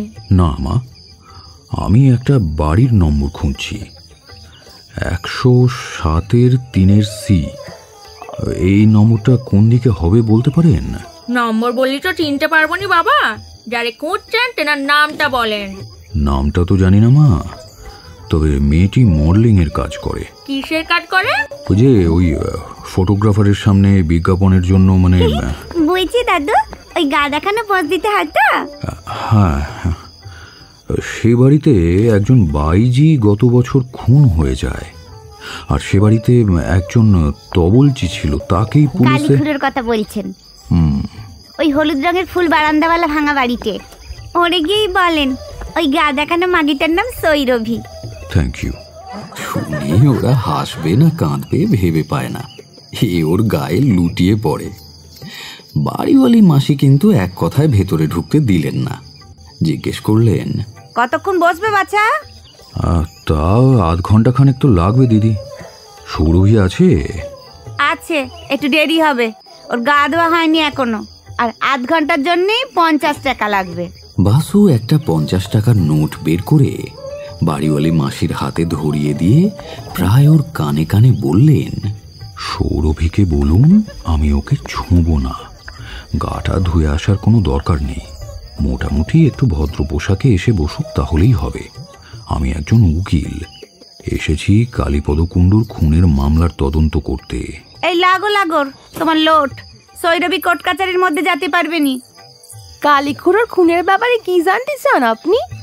আমি সৌরভী, আসেন ভিতরে এসে বসেন। মুরবি তুই সৌরভী, মুরবি। বাঘে ছুলে 18 গা, কিন্তু পুলিশে ছুলে 36। অভ্যাস বসে সৌরভী তার খদ্দেরকে নিয়ে এসে ঘরে বসিয়ে দৌড়ে আগর দিল। একটি মাত্র জানালা আছে ঘরে, রাস্তা দেখা যায়, সেটাও বন্ধ করে টাওয়ার বোল্ট লাগানো। চৌকিতে সে বসবে কি বসবে না একটু ইতস্তত করছিল, কিন্তু বাসু বললেন, বসো মেয়ে বসো, আমাকে সংকোচ করো না। তোমার মাসিকে আমি বলেছি, সেটা তুমি শুনতে পেয়েছো কিনা জানি না, আবার বলছি, তোমাকে আমি ছোঁবো না। না না, ঘৃণায় নয়, সে অর্থে ছোঁবো না বলিনি। সে যদি তুমি আমাকে প্রণাম করো তো আমি তোমার মাথায় হাত রেখে আশীর্বাদ করতেই পারি। তৎক্ষণাৎ মেয়েটি নত হয়ে বাসু সাহেবের পায়ে হাত দিয়ে প্রণাম করল। বাসু তার মাথায় হাত রেখে আশীর্বাদ করলেন। জিজ্ঞেস করলেন, তা তুমি এ বাড়িতে কতদিন আছো? তা 5-7 বছর হবে। কেন বলো তো? কালীবাবু লোক কেমন ছিলেন? খুব ভালো লোক, কারো সাথে বাঁচে থাকতো নি, কারো ঘরে রাত কাটাতে যেত নি, আমারে মা ডাকতো। তো ফৌত হওয়ার পর ওর জিনিসপত্র নিয়ে যেতে কেউ এসেছিল? কালীখুড়ো 3 খুলে কেউ ছিল নাকি যে নিতে আসবে? হ্যাঁ, ওর টাকা পয়সা জামা কাপড় সব থাকতো কোথায়? টাকা পয়সা তো ঘোড়ার ডিম, জামা কাপড়ও ছিল না, থাকার মধ্যে ছিল এক বান্ডিল দস্তাবেজ, ওই তো দেখো না কেনে পড়ে আছে ওই সুটকেসে। চৌকির নিচ থেকে সৌরভী একটা ট্রাঙ্ক টেনে বের করল। তাতে কালীপদর কিছু গেঞ্জি, শার্ট, পায়জামা আর এক বান্ডিল স্বাক্ষরিত ব্ল্যাঙ্ক প্রক্সি ফর্ম রয়েছে। এই কাগজগুলো কি করবে? পূর্ণ কাগজের দরে বেচে দেবো নে, তার 2 টাকা তো হবেই। বাসু ওর হাতে একটা 100 টাকার নোট ধরিয়ে দিলেন, তারপর বললেন, এই কাগজগুলো আমি নিয়ে গেলাম সৌরভী, তোমার কাছে হয়তো এর কোনো দাম নেই, কিন্তু অন্য লোকের কাছে আসে। বাড়ি হলে মাসিরা যেন বলোনি, তাইলে এই টাকা কেড়ে নেবে। আর তুমি আমারে যখন এত টাকা দিলে, তাইলে তোমার একটা দামি জিনিস দেখাই দাদু, দেখবা? কি জিনিস? তা জানি না দাদু, তবে কালীখুড়ো বলেছিল খুব যত্ন করে রাখি দে সৌরভী, কারেও দেখতে দিস না। এবার আঁচলের চাবি দিয়ে সৌরভী একটা টিনের তোরঙ্গ খুলল, সেখান থেকে একটা খাতা বের করে বাসুর হাতে দিল। এটা তো একটা খাতা। বাসু পাতা উল্টে পাল্টে দেখলেন, একটা দিনপঞ্জিকা। হ্যাঁ, মৃত ব্যক্তিরই দিনপঞ্জিকা বটে, যা কালীপদ কুণ্ডু হস্তান্তর করতে চেয়েছিল অনির্বাণকে 5,000 টাকার বিনিময়ে। তুমি জানো এটা কি? তোমার মাথা খারাপ দাদু, আমি কি নেকা পড়া জানি নাকি? তাহলে এটাও আমি নিয়ে যাই। তা নাও না, 100 টাকা বকশিস দেওয়ার হিম্মত কয়জনের হয়? নাও, কালী কাকা তো আর ফিরে আসবে নি, তুমিই নাও। তুমি বরং আরো 5খানা নোট রেখে দাও। ভয় নেই, বাড়িওয়ালি মাসিকে আমি কিচ্ছু বলবো না। 5খানা 100 টাকার নোট হাতে নিয়ে বজ্রাহত হয়ে গেল সৌরভী। আধ ঘন্টায় 600 টাকা! বাসু সাহেব উঠে দাঁড়াতেই আবার ঢিপ করে প্রণাম করল সে। কাগজপত্র 2 প্যাকেটে বোঝাই করে ব্যারিস্টার পিকে বাসু যখন পথে নামলেন, ততক্ষণে জনপদ বধূদের পল্লীটি জমজমাট হয়ে উঠেছে।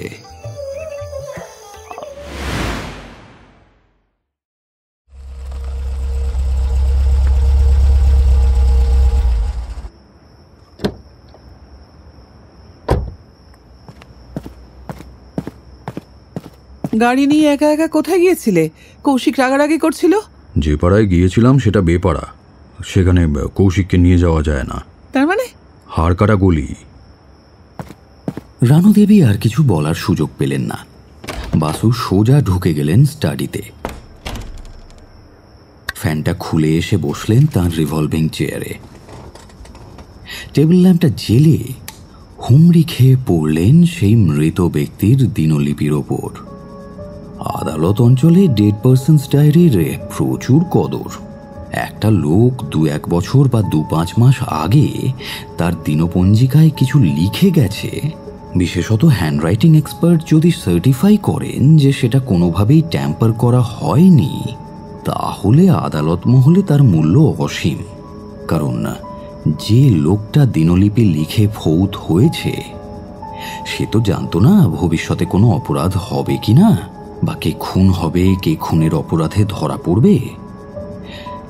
ডায়েরি পড়তে পড়তে বাসু সাহেব একেবারে তন্ময় হয়ে গেলেন। তার ঠোঁট থেকে ঝুলছে তামাক ঠাসা একটা পাইপ, আর বাঁ হাতে দেশলাই, ডান হাতে দেশলাইয়ের কাঠি। জ্বালাবার সুযোগ আর হয়নি, এতটাই তন্ময়। তিল তিল করে রহস্যজাল ভেদ হয়ে আসছে। কেন অমন নির্বিরোধী অজাত শত্রু মানুষটা এমন বেমক্কা খুন হলো, আর কেনই বা সে ওটা থানায় গিয়ে জমা দেয়নি, তা মোটামুটি পরিষ্কার। ঘণ্টাখানেক পরে স্টাডি রুম থেকে বেরিয়ে এলেন বাসু সাহেব। রানু দেবী লিভিং রুমে বসেছিলেন, উলের একটা সোয়েটার বুনছিলেন। জিজ্ঞেস করলেন, তন্ময় হয়ে কি পড়ছিলে এতক্ষণ? তন্ময় হয়ে? এর মধ্যে 2 বার ও ঘরে গিয়েছি, তোমার খেয়াল হয়নি। তোমাকে জিজ্ঞেস করেছি চা কফি কিছু খাবে কি না, তুমি আমার কথা শুনতেই পাওনি। হ্যাঁ রানু, আমি ঘণ্টাখানেক খুবই থ্রিলিং একটা কিছু পড়ছিলাম। কোন বই? A dead person's diary. ও, যেটা কালীপদ কুণ্ডু 5,000 টাকায় অনির্বাণকে বিক্রি করতে চেয়েছিলেন। 99% চান্স সেটাই। 99? তাহলে বাকি 1% ঠিক কিনা কে বলবে? অপর্ণা দেব। সে আবার কে? তুমি টেলিকমিউনিকেশনের অশোক মুখুজ্জেকে একবার ধরো তো, রেসিডেন্স নম্বরে। একটু পরেই টেলিফোনে যোগাযোগ করা গেল।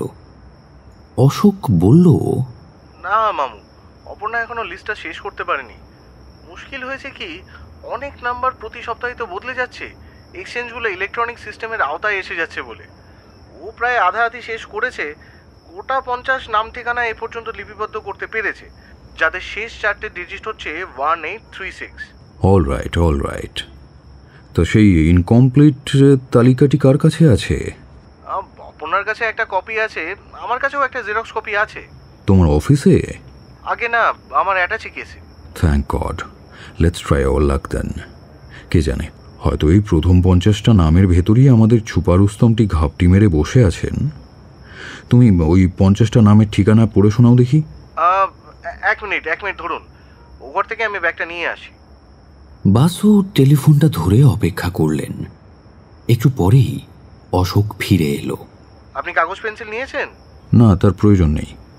আমি একজনকে সন্দেহ করছি যার টেলিফোন নম্বরের শেষ 4টি সংখ্যা হচ্ছে 1836। তুমি সেই নামটা উচ্চারণ করলে আমাদের উদ্দেশ্য সফল, না করলে আমি বলবো অপর্ণাকে বলো তার বাকি গবেষণা চালিয়ে যেতে। অশোক ধীরে ধীরে একটি দীর্ঘ নামের তালিকা পড়তে থাকে। যে ভাগ্যবান অথবা হতভাগ্যের রেসিডেন্সিয়াল টেলিফোনের শেষ 4টি সংখ্যা 1836। নামটা পড়া হতেই বাসু সাহেব বাধা দিয়ে বললেন, থ্যাঙ্কস মুখার্জি, যা খুঁজছিলাম তা পেয়ে গেছি। হ্যাঁ, যাকে খুঁজছেন তাকে পেয়ে গেছেন? ইয়েস মুখার্জি, অপর্ণাকে বলো আর পরিশ্রম করতে হবে না। কবে তাজ বেঙ্গলে আসবে তা পরামর্শ করে স্থির করো, আর ছুটির দিন হলেই সবার সুবিধে। হ্যাঁ, আমি লাস্ট নাম যা বলেছি যখন আপনি আমাকে থামতে বললেন, সেই নামটা JM ঠাক্কর। ঠাক্কর বোধহয় গুজরাটি টাইটেল। বোধহয় তাই, ঠিক জানি না। তবে তোমারও ধারণাটা ভুল। আমি যে নামটা খুঁজছি, প্রত্যাশা করছি, সেটা উচ্চারণ মাত্রই আমি তোমাকে থামতে বলিনি। কেন? কারণ তা করলে তুমি অপরাধীকে তৎক্ষণাৎ চিহ্নিত করতে পারতে। সেটা আমি এই মুহূর্তে চাই না। আমার গোপন কথা আমি আপাতত আস্তিনের তলায় লুকিয়ে রাখতে চাই। Anyway, thanks lot. তোমার সমস্যার সমাধান হয়ে গেছে? ইয়েস, 99% সংগ্রহ করেছি হাড়কাটা গলিতে, আর বাকি 1% সরবরাহ করল অপর্ণা দেব। কালীপদকে গুলিটা কে করেছিল তা জানতে পেরেছো? নিঃসন্দেহে, কিন্তু আমি জানলেই তো হবে না, আমাকে কনভিন্সিং এভিডেন্স জোগাড় করতে হবে। একটা ফাঁদ পাতা দরকার। দেখা যাক পাখি ধরা পড়ে কিনা। তুমি একবার স্যারকে ধরো তো। সচরাচর কানাই টেলিফোন ধরে, তার কাছে আগে জেনে নিও যে। জানি বাপু, জানি। ব্যারিস্টার AK রে, বয়স 90 ছুঁই ছুঁই। এরই অধীনে কর্মজীবন শুরু করেছিলেন বাসু সাহেব জুনিয়র হিসেবে। রে সাহেব জেগেই ছিলেন, তার সঙ্গে যোগাযোগও করা গেল। বাসু বললেন, একটা ব্যাপারে আপনাকে একটু বিরক্ত করতে বাধ্য হলাম sir. State versus Anirban Dutta, তাই তো? আপনি ট্র্যাক রাখছেন নাকি? বাহ, কেসটা যে তোমার। আগে হ্যাঁ, মানে ওই ব্যাপারেই মনে হচ্ছে আসল ঘুঘুকে চিহ্নিত করতে পেরেছি, কিন্তু কনভিকশন পেতে হলে তাকে লোভ দেখিয়ে ফাঁদে ফেলতে হবে। তাই my service is at your disposal. বলো কি চাও? আপনি তো স্যার RCGC ক্লাবের প্রেসিডেন্ট, তাই না? আমি খবর নিয়েছি। সেইখানেই কালীপদবাবু খুন হয়েছিলেন। আমাদের ফাঁদটাও ঠিক ওখানেই পাততে হবে। পরশুদিন, মানে আগামী বৃহস্পতিবারে, আমার কিছু কর্মী সকালের দিকে যাবে, কিছু গ্যাজেট পেতে রেখে আসবে। আপনি শুধু কেয়ারটেকারকে টেলিফোনে একটু জানিয়ে রাখুন। এ তো সহজেই করা যাবে, কিন্তু বৃহস্পতিবার ক্লাব তো বন্ধ থাকে, ওটা ড্রাই ডে। সেই জন্যই তো বৃহস্পতিবারটাকে বেছেছি স্যার। ফাঁকা মাঠে গোল দেওয়া সহজ হবে। আমিও সেটাই আন্দাজ করেছি। তোমার কাজ হয়ে যাবে। Best of luck. Thank you sir. মামির কাছ থেকে খবর পেয়ে দুই লেজুড়ি এসে হাজির। শোনো, সমস্যার মনে হচ্ছে সমাধান হয়ে গেছে। নিতান্ত ঘটনাচক্রে অবশ্য। অনির্বাণ যে ডেড ম্যানস ডায়েরির কথা বলেছিল সেটা পেয়ে গেছি। কোথায় পেলেন? কালীপদ কুণ্ডুর ডেরায়। কৌশিক, তুমি কাল সকালে ওই ডায়েরির খান কত পৃষ্ঠা নিজে জেরক্স করে আনবে।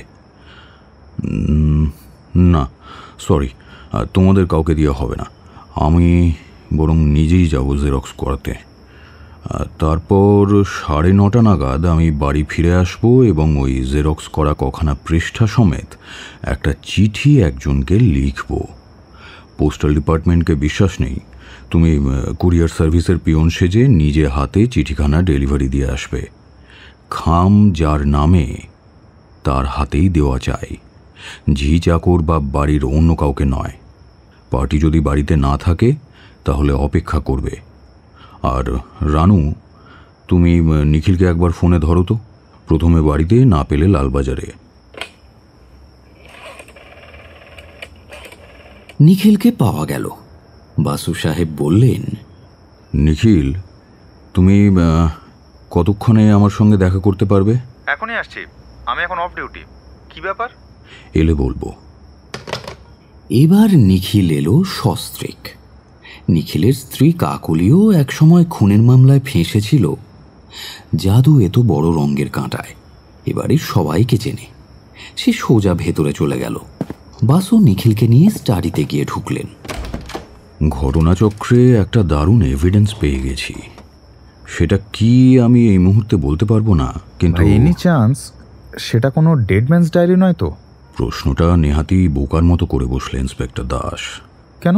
লজিক্যালি ভেবে দেখো, তোমার অনুমান সত্যি হলে আমি স্বীকার করতে পারি, অস্বীকারও করতে পারি। স্বীকার করলে তোমাকে তৎক্ষণাৎ খবরটা উপর মহলে জানাতে হবে, অস্বীকার করলে আমি বেআইনি কাজ করব। এক্ষেত্রে তোমার অনুমান ভ্রান্তও হতে পারে। I am sorry, I withdraw. প্রশ্নটা প্রত্যাহার করে নিচ্ছি আমি। যাক, যে কথা বলছিলাম, আমার অনুমান কালীপদ কুণ্ডুকে কে খুন করেছে, কখন খুন করেছে। কখন খুন করেছে? তা ধরো রাত 9:45 আগে। অনির্বাণ তখনও গলফ ক্লাবে পৌঁছয়নি। আই এম সরি এগেন, আপনি বলে যান।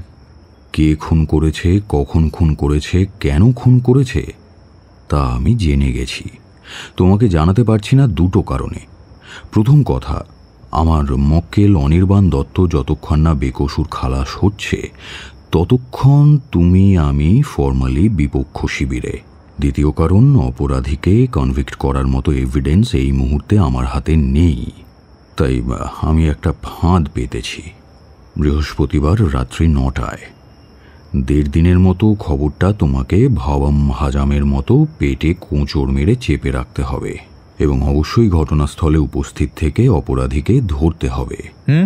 আমি রাজি। বুধবার বেলা 11:30টার মধ্যেই কৌশিক এসে রিপোর্ট করল। কুরিয়ার সার্ভিসে চিঠি ডেলিভারি দিয়ে এলাম মামু। তোমাকে আমার বাড়ির লোক বলে সন্দেহ করেনি? আমি নিজে থোড়াই গিয়েছিলাম। তাহলে সুকৌশলীরও তো কিছু চালাচামুন্ডা আছে নাকি? বাসু কৌশিকের হাতে একটা টেলিফোন নম্বর ধরিয়ে দিয়ে বললেন, যার হাতে চিঠিখানা দিয়ে এলে এটা তারই ফোন নম্বর। তার কণ্ঠস্বর তুমি চেনো। তুমি কনফার্ম করে নিয়ে রিসিভারটা আমাকে দাও। পার্টি যদি বাড়িতে না থাকে তাহলে লাইনটা কেটে দিও। ওপক্ষ যেন কোনো ক্রমেই না বুঝতে পারে ফোনটা কোথায় অরিজিনেট করেছে। কাগজটা হাতে নিয়ে কৌশিক ডায়াল করল। ও প্রান্তের লোকটি আত্মঘোষণা করতেই কৌশিক বলল, প্লিজ স্পিক হিয়ার। বাসু যন্ত্রটা বাগিয়ে ধরে তার কথা মুখে বিচিত্র দেহাতি গ্রাম্য কণ্ঠে বললেন, হ্যালো, কে? কাকে চান? হ্যাঁ দেখেন, আমারে চিনতে পারলেন না? আমি কালীচরণ, কালীপদ কুণ্ডুর ছোট ভাই। আগে আমার হাত চিঠি পৌঁছায়নি এখনো। আপনি আপনি কি চান? ও মা, আমি কোনে যাব সে কথা তো চিঠিতেই বলেছি। দাদার যা দিবেন বলেছিলেন তাই দেওয়ার নে, মানে রোজ নামসা খান হাতে ফেলি আর কি। অত টাকা এখন আমার হাতে নেই। বেশ তো ভরে দিবেন, মাস মাস দিবেন, এখন জীবনভর দিবেন। তারা কি কাল নক্ষিবারে বউনিটা হয়ে যাক, আপাতত 1000 দেন দাদা, শ্রাদ্ধটা তো করি। ও প্রান্তে নীরবতা। হ্যালো, কেল কাল 5000 দিতে পারবেন তো, নাহি পারবেন না? হ্যাঁ, কালীপদ কুণ্ডুর কোনো ছোট ভাই ছিল না, বাজে কথা। মা, আমি কোনে যাও? রোজ নামসার খাতা খান যে দাদা আমারই দিয়ে গেল, বলি গেল সরণ এখন থেকে তুই নিজেই আদায় পত্র করিস। আমি যে তেনার ন্যায্য ওয়ারিস গো। রোজ নামসা খানার ফাতার জেরক্স পাননি? টাকাটা তুমি কোথায় নেবে? বলতেছি, কিন্তু লম্বরি লোটে নয়, 10-20 টাকার লোটে লাগবো। তাই দেব। কোথায় তোমার দেখা পাবো?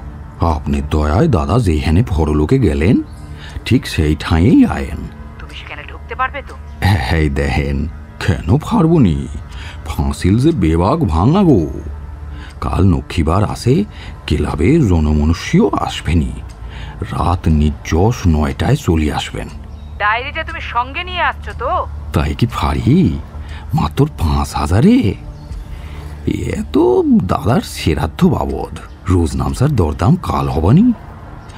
আজ এই পর্যন্তই থাকুক, ফের নাম হয় ঠিক রাত 9টায় কিন্তু। হ্যাঁ, আশ্চর্য, ও রাজি হয়ে গেল টাকাটা দিতে। বুঝতে পারলো না যে আপনি কালীপদ ছোট ভাই নন। মা, ওই কোণে যাও, বুঝতে কেন পারবেন না? কিন্তু এইটুকুনিও বুঝছেন যে খলিফতর ওই ব্রহ্মাস্ত্রটা অন্য খালি চরণের পকেটেই আছে।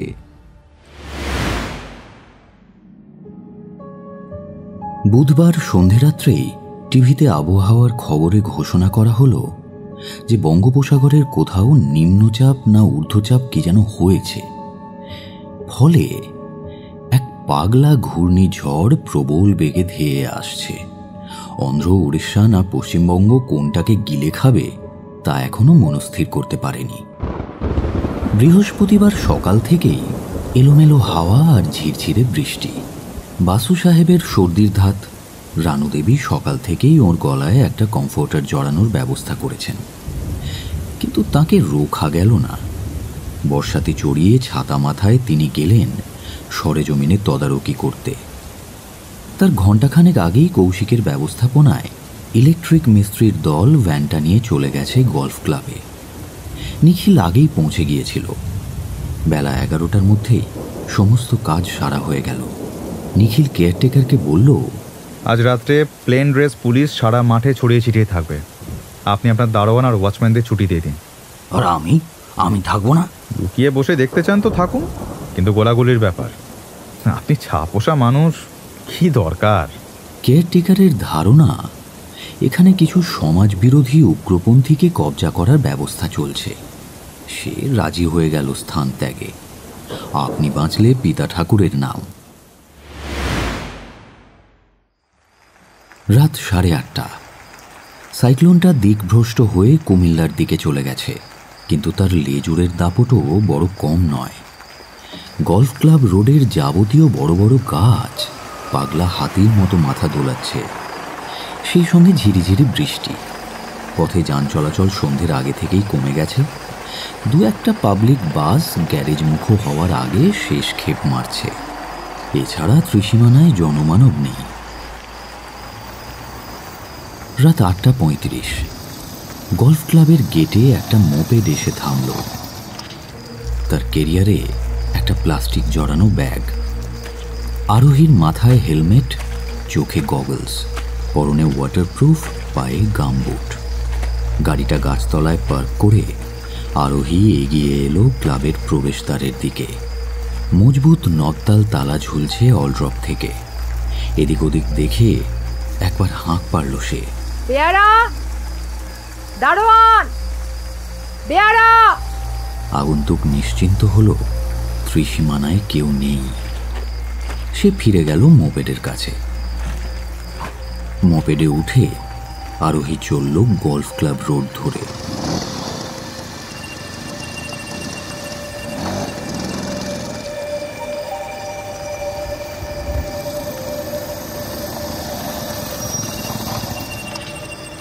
প্রায় 300 মিটার এগিয়ে এসে সে থামল। নেমে এলো গাড়ি থেকে। পেছনের প্লাস্টিকে জড়ানো ব্যাগ থেকে কি একটা জিনিস ভরে নিল ওয়াটারপ্রুফের পকেটে। গাড়িটা লক করে এগিয়ে গেল গলফ ক্লাবের প্রাচীরের দিকে। এখানে পাঁচিল অনেকটা ভাঙা, চাপ চাপ ইটের পিণ্ড আর অন্ধকার। আগন্তুক ইটের ভগ্নস্তূপ ডিঙিয়ে ভেতরে ঢুকল। জায়গাটা আলো আঁধারি। ঈশ্বরকে ধন্যবাদ, আর সেই সঙ্গে সিএসসিকেও। এই দুর্যোগের রাত্রে এ পাড়ায় লোডশেডিং হয়নি। রাস্তার নিয়ন আলো জ্বলছে। ক্লাবের গলফ কোর্স তাই পুরোটা অন্ধকার নয়। খানিক দূরে দূরে নিশ্চুপ দাঁড়িয়ে আছে গাছের দল। তারা ওকে দেখছে। ক্লাব ঘরের পেছন দিকে টিমটিমে বাতিটার তহবিলে কত ক্যান্ডেল পাওয়ার মজুদ তার হিসেব অবশ্য জানা নেই, কিন্তু মাঠের এ প্রান্তে তার অবদান যৎকিঞ্চিৎ। কোনো ক্রমে ইটের ভগ্নস্তূপ ডিঙিয়ে আগন্তুক পায়ে পায়ে চলল ক্লাব ঘরের পেছন দিকে। মনেই হচ্ছে না যে কলকাতা শহরের চৌহদ্দির ভেতরই সে আছে। সে যেন কোনো শ্রাবস্তী নালন্দার ধ্বংসাবশেষের মধ্যে এসে পড়েছে। লাল টালির বারান্দাটা ওখান থেকে 300 মিটার দূরে। আর ফার্স্ট টি, যেখানে অন্তিম শয়ানে লুটিয়ে পড়েছিল হতভাগ্য কালীপদ কুণ্ডু, সেটা দেখা যাচ্ছে। আগন্তুকের বর্ষাতির পকেটে 3 ব্যাটারির টর্চ আছে, কিন্তু সেটা জ্বালতে তার ভরসা হলো না। এমন বর্ষণমুখর রাতেই ফুটপাতের বাসিন্দার দল আসে ইট তুলে নিয়ে যেতে। টর্চের আলো দেখলে ওয়াচম্যান হয়তো ছুটে আসবে। হঠাৎ থমকে দাঁড়িয়ে পড়ল সে। ওটা কি?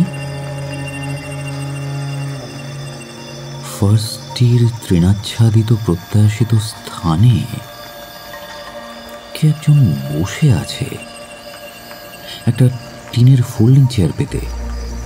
তার পরনে বর্ষাতি, মাথায় টুপি, আর কাঁধের ওপরে ছাতা।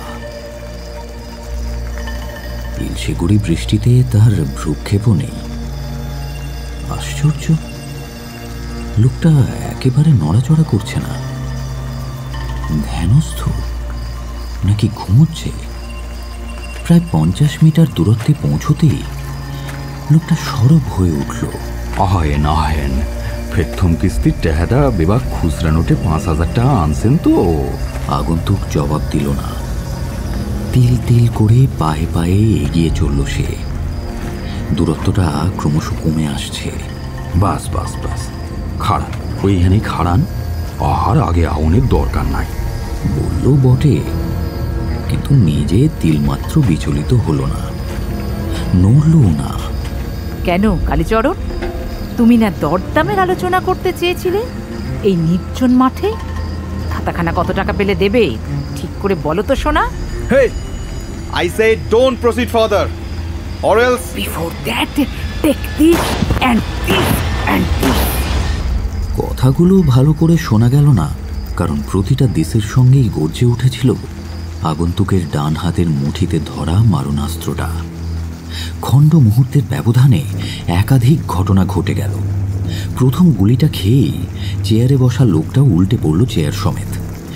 দ্বিতীয় আর তৃতীয় গুলিটা তার গায়ে লাগলো কিনা বোঝা গেল না, কিন্তু সামনের অর্জুন গাছটার ডালে একটা জোরালো সার্চ লাইট জ্বলে উঠল সেই সময়। আলোর বন্যায় ভেসে গেল গোটা এলাকা। Drop that revolver and put your hands up, Mrs Haldar. আশ্চর্য, উল্টে পড়া লোকটা মরেনি। আগন্তুক জোরালো আলোর ঝলকানিতে 2 হাতে চোখ ঢেকেছিল। তারপর সে এদিক ওদিক তাকিয়ে একবার দেখল, জনমানব শূন্য গল্ফ কোর্সে কাউকে দেখতে পেল না। ভুলুণ্ঠিত ওই লোকটাই আবার বলল, মিসেস হালদার, আপনাকে চারিদিক থেকে সশস্ত্র পুলিশে ঘিরে ফেলেছে। রিভলভার মাটিতে ফেলে দিয়ে 2 হাত মাথার উপরে তুলুন, না হলে ফায়ারিং অর্ডার দিতে বাধ্য হব। ওরা আপনার 2টো হাঁটুতে গুলি করবে, তখন কিন্তু আপনার 2টো পাই অ্যাম্পিউট করতে হবে। ধীরে ধীরে পরিস্থিতিটা বুঝতে পারল জয়ন্তী হালদার। 3-3টে বুলেট সমেত আগ্নেয়াস্ত্রটা মাটিতে ফেলে দিয়ে মাথার উপর হাত তুলল সে। চতুর্দিক থেকে ছায়ামূর্তির দল এগিয়ে এলো তৎক্ষণাৎ। মিসেস হালদারের কৌতূহল তখনও মেটেনি। ঝুঁকে পড়ে ভুলুণ্ঠিত কালীচরণকে দেখতে গেলেন তিনি, কিন্তু ততক্ষণে ইন্সপেক্টর নিখিল দাস পৌঁছে গেছে উপস্থলে। ওটার দামই মিসেস হালদার। ওর তলপেটে লাগানো ছিল একটা লাউড স্পিকার। লাউড অবশ্য নয়, নর্মাল ভয়েসের জন্য রিয়াস্টারটা অ্যাডজাস্ট করা ছিল। সেটা ওর বুকে লাগায়নি, কারণ আশঙ্কা ছিল আপনি বুকেই গুলিটা মারবেন। দামি যন্ত্রটা খুব বাঁচিয়ে ফায়ার করেছিলেন। Thank you for that. এবারে আসুন মিসেস হালদার।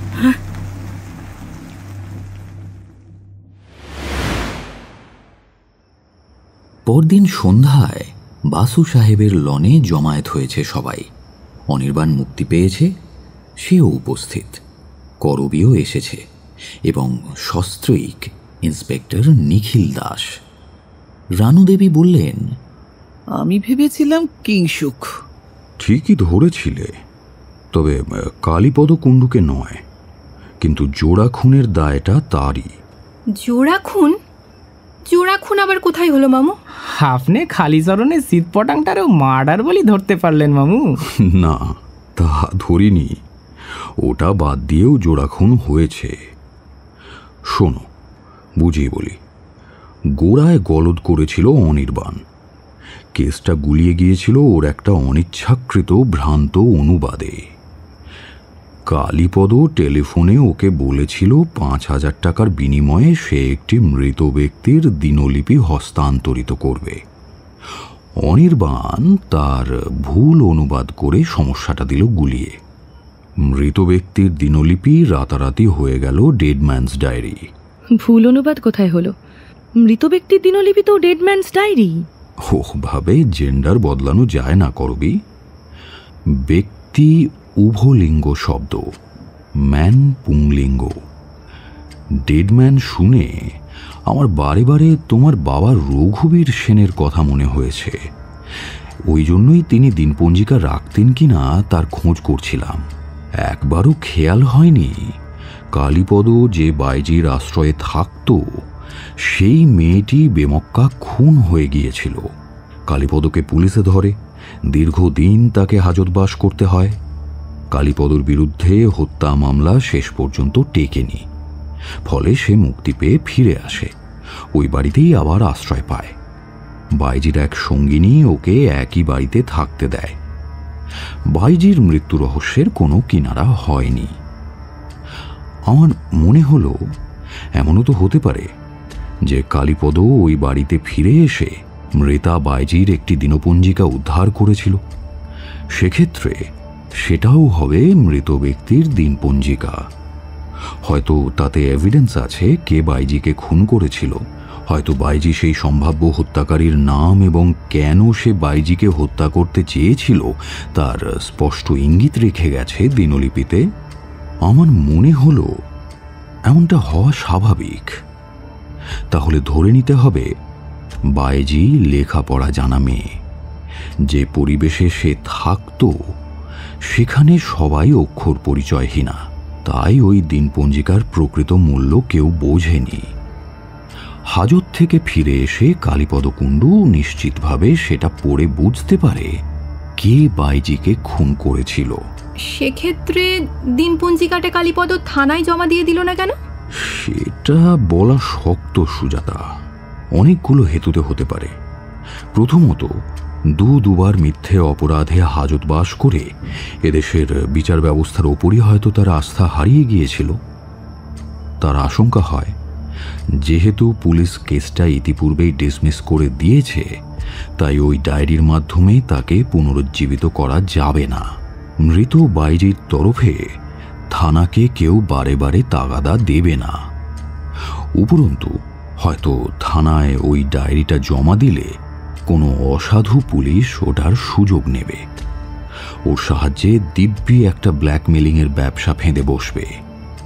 দুবার হাজতবাস করা কালীপদ কিচ্ছু করতে পারবে না। আমরা প্রমাণ করতে পারবো না, কিন্তু আমার বিশ্বাস এই জাতীয় চিন্তাভাবনা থেকে কালীপদ প্রথম ব্ল্যাকমেলিংয়ের কথা ভাবতে থাকে। সেও অত্যন্ত ধূর্ত ছিল, তাই ব্ল্যাকমেলিংয়ের উদ্দেশ্যে সে বাইজির হত্যাকারীর দ্বারস্থ না হয়ে। ডায়েরিতে বাইজি মেয়েটি কি লিখেছিল সেটা আগে বলে দাও তো, তাহলে ঘটনা পরম্পরা বুঝতে আমাদের সুবিধা হবে। হ্যাঁ, তা বটে। সে হতভাগিনীর নাম ছিল বৈশাখী। ভদ্র ঘরের এবং উচ্চবিত্ত পরিবারের আদরের মেয়ে। পিতৃপরিচয়, পৈতৃক উপাধি সেসব সে ডায়েরিতে জানায়নি। তবে বাবা মা যে যত্ন করে ওকে গান নাচ শিখিয়েছিলেন সে কথা কৃতজ্ঞ চিত্তে স্মরণ করেছে। ফার্স্ট ইয়ারে পড়বার সময় ওর পদস্খলন হয়। অতি পরিচিত, বস্তুত নিষিদ্ধ সম্পর্কের একটি যুবকের হাত ধরে ও ঘর ছাড়ে। বছরখানেক এখানে ওখানে ঘুরে সৌভাগ্যক্রমে কোনো সন্তানাদি হয়নি। তারপর একদিন রাতারাতি সে অথই জলে পড়ে যায়। যার হাত ধরে অকুলে নৌকা সে ভাসিয়েছিল সেই ছেলেটি ওর সর্বস্ব অপহরণ করে পালায়। ওরা তখন লখনৌতে। লজ্জায় অভিমানে সে সংসারে ফিরতে পারেনি। গান এবং নাচ সে দুটোই ভালো জানত। স্থান মাহাত্ম্যে লখনৌয়ের মতন শহরে গ্রাসাচ্ছাদনের ব্যবস্থা করতে তার কোনো অসুবিধে হয়নি। তারপর বহু ঘাট ঘুরে বাইজি, ততদিনে আর সে বৈশাখী নয়, সাকি বাইজি, সে এসে ঘাঁটি গাড়ল কল্লোলিনী কলকাতা শহরের হাড়কাটা গলিতে। কালীপদ কুণ্ডুর সঙ্গে ওর আলাপ এক গানের আসরে। দুজনের সম্পর্ক অচিরেই নিবিড় হয়ে পড়ল। প্রয়োজনটা অবশ্যই দুতরফা। কালীপদ তখন সবে হাজত থেকে বেরিয়েছে, পরিচিত পরিবেশে প্রত্যাবর্তন করতে অনিচ্ছুক, তাই তার প্রয়োজন মাথার উপর একটা ছাদ, এবং বাইজির প্রয়োজন একজন পুরুষ অভিভাবক যে ওকে মা বলে ডাকে। তারপর এক রাত্রে বৈশাখী আচমকা খুন হয়ে গেল। ডায়েরি পড়েই জানতে পেরেছি কালীপদ রাত্রে ঘুমতো নিচের একটি ঘরে। বাইজি কিভাবে দোতলায় খুন হয়ে গেল তা সে জানতে পারেনি, কিন্তু বাড়িতে উপস্থিত একমাত্র পুরুষ হিসেবে পুলিশ তাকেই গ্রেপ্তার করে নিয়ে গেল। বিশেষ করে তহবিল তছরূপের একটা ক্রিমিনাল রেকর্ড তার ছিলই। দীর্ঘদিন হাজতবাস করে প্রমাণের অভাবে কালীপদ ছাড়া পায়। ওই হাড়কাটা লেনের বাড়িতেই আবার সে ফিরে আসে। বাড়িওয়ালি মাসি কিঞ্চিত ইতস্তত করেছিল, কিন্তু সৌরভী নামের একটি মেয়ের আগ্রহে শেষ পর্যন্ত তাকে আশ্রয় দেয়। কালীপদ ওই মেয়েটির সঙ্গেও মা ছেলের সম্পর্ক পাতায়। কিভাবে কালীপদ বৈশাখীর ওই দিনপঞ্জিকাটা উদ্ধার করেছিল তা আমরা জানি না, কিন্তু সেটা পাঠ করে ও সব কিছু বুঝতে পারে। ওদের বাড়িতে যারা খদ্দের হিসেবে আসতো তাদের কথা সাকি লিখে রাখত তার দিনপঞ্জিকায়। তাদের মধ্যে ছিল একজন দীর্ঘদেহী আর্টিস্ট। লোকটার দাড়ি ছিল, মাঝে মাঝে ব্যাগে করে রং তুলি ইজেল নিয়ে আসতো নুড ছবি আঁকার অজুহাতে। লোকটার নাম কিং। পুরো নাম না জানতো বৈশাখী, না জানতো কালীপদ। মত্ত অবস্থায় এক রাত্রে ওই কিং একজন দেহ ব্যবসায়িনীকে গলা টিপে মেরে ফেলে, এবং দুর্ভাগ্যক্রমে বাইজি সেটি দেখে ফেলে। সেটাই বাইজির মৃত্যুর কারণ। কিংসুক তার অপরাধের একজন প্রত্যক্ষদর্শী সাক্ষীকে জীবিত থাকতে দিতে চায়নি। সে স্বপ্নেও ভাবেনি যে বাইজি তার মর্মান্তিক অভিজ্ঞতাটা, প্রত্যক্ষ দর্শনের বিভৎসতার বিবরণ দিনপঞ্জিকায় সবিস্তারে লিখে রেখে গেছে। তা কিংসুক বাইজির গয়নার বান্ডিলটাও নিয়ে যায়। অর্থলোভে তো বটেই, তাছাড়া হত্যার মূল মোটিভটা চাপা দিতেও। কালীপদ বুঝতে পারে ওই দিনপঞ্জিকা কিংয়ের বিরুদ্ধে মারাত্মক এভিডেন্স, কিন্তু কালীপদ পুলিশে যায় না, নানান সূত্র খুঁজতে থাকে কিংয়ের নাম আর ঠিকানা। একদিন তা খুঁজেও পায়। হাড়কাটাগুলির অনেক বাড়িতেই কিংয়ের যাতায়াত ছিল নুট ছবি আঁকার বাতিকে, আর জোড়া খুনের কোনো প্রমাণ বা সাক্ষী যে থাকতে পারে এটা সে স্বপ্নেও ভাবেনি। কালীপদ কিংয়ের দেহাকৃতি দেখে ঘাবড়ে যায়। যে লোক দুটো খুন করেছে তার পক্ষে তৃতীয় খুন করা অসম্ভব কিছু নয়। সে ডায়েরির খানকতক পৃষ্ঠা জেরক্স করে জয়ন্তীকে পাঠিয়ে দেয়। জয়ন্তী বুঝতে পারেন ওই ডায়েরিটা কিংসুকের বিরুদ্ধে জোড়া খুনের অকাট্য এভিডেন্স। মিসেস জয়ন্তী হালদার জেদি, একরোখা এবং দুর্দান্ত দুঃসাহসী মহিলা। পুত্রকে তিনি কিছুই বললেন না, নিজেই ব্যবস্থা নিলেন। স্থির করলেন নগদ টাকায় ওই ডায়েরিটা কিনে নেবার লোভ দেখিয়ে কালীপদকে কোনো নির্জন স্থানে নিয়ে গিয়ে হত্যা করবেন। কিংসুকের বাবার একটা রিভলভার ছিল, সেটা এখন জয়ন্তীর এখতিয়ারে, কিন্তু তা দিয়ে কালীপদকে হত্যা করার মধ্যে বিপদ আছে। এই সময় জয়ন্তী একদিন করবীর শয়নকক্ষে একটি রিভলভার দেখতে পান। করবী জানায় সেটা অনির্বাণের। সে একা থাকে বলে অনির্বাণ তাকে ওটা রাখতে দিয়েছে। জয়ন্তী হালদার এক্ষেত্রে এক ঢিলে দুই পাখি মারতে উদ্যত হলেন। কালীপদ খুন হবে অনির্বাণের রিভলভারের গুলিতে, আর সেই সময় অকুস্থলে অনির্বাণের উপস্থিতিটাও দরকার। কালীপদ যে প্রক্সি ফর্ম সই করাতে করবীর কাছে এসেছিল এ খবর জয়ন্তী পেয়েছিলেন। উনি বুঝলেন কালীপদ অচিরেই অনির্বাণের দ্বারস্থ হবে। হয়তো কালীপদ অনির্বাণকে ওই ডায়েরিটা বেচে দেবে এ আশঙ্কাও ছিল। তাই উনি প্রথমেই কালীপদ কুণ্ডুকে ফোন করে বললেন নগদ 20,000-এ উনি ডায়েরিটা কিনে নিতে চান। সেই অনুযায়ী রাত 9টায় গলফ কোর্সে আসতে বললেন। উনি নিজে ওই ক্লাবের মেম্বার, কালীপদও ফার্স্টের অবস্থান চেনে। তারপর উনি কালীপদ সেজে অনির্বাণকে ফোন করেন, বলেন সর্দি জ্বর হওয়াতে গলাটা বসে গেছে। তারপর উনি কথা শুরু করতেই অনির্বাণ হয়তো নিজে থেকেই জানতে চেয়েছিল সেই ডেডম্যানস ডায়েরিটার কি হলো, ওটা বেচবেন কিনা। জয়ন্তী বুঝতে পারেন কালীপদ ডায়েরি বিক্রি করার প্রস্তাব দিয়েছে, কিন্তু অনির্বাণ জানে না ডায়েরিটা কার বা তাতে কি আছে। না হলে ডেডম্যানস বলবে কেন। জয়ন্তী তৎক্ষণাৎ বলে সন্ধে 7টায় আমাকে ফোন করবেন, নম্বরটা লিখে নিন। নিজের ফোন নম্বরটাই দিলেন? হ্যাঁ, উপায় তো ছিল না, কিন্তু উনি নিশ্চিত জানতেন কালীপদ খুন হলেই অনির্বাণ ওই নম্বর লেখা কাগজটা ছিঁড়ে ফেলবে। বাস্তবে ঘটেও ছিল তাই। তাহলে সন্ধ্যে 7টায় আমি যখন ফোন করলাম তখন উনি আরেকটা ফোন নাম্বার দিলেন কেন? কারণ জয়ন্তী কোনো রিস্ক নিতে চাননি অনির্বাণ।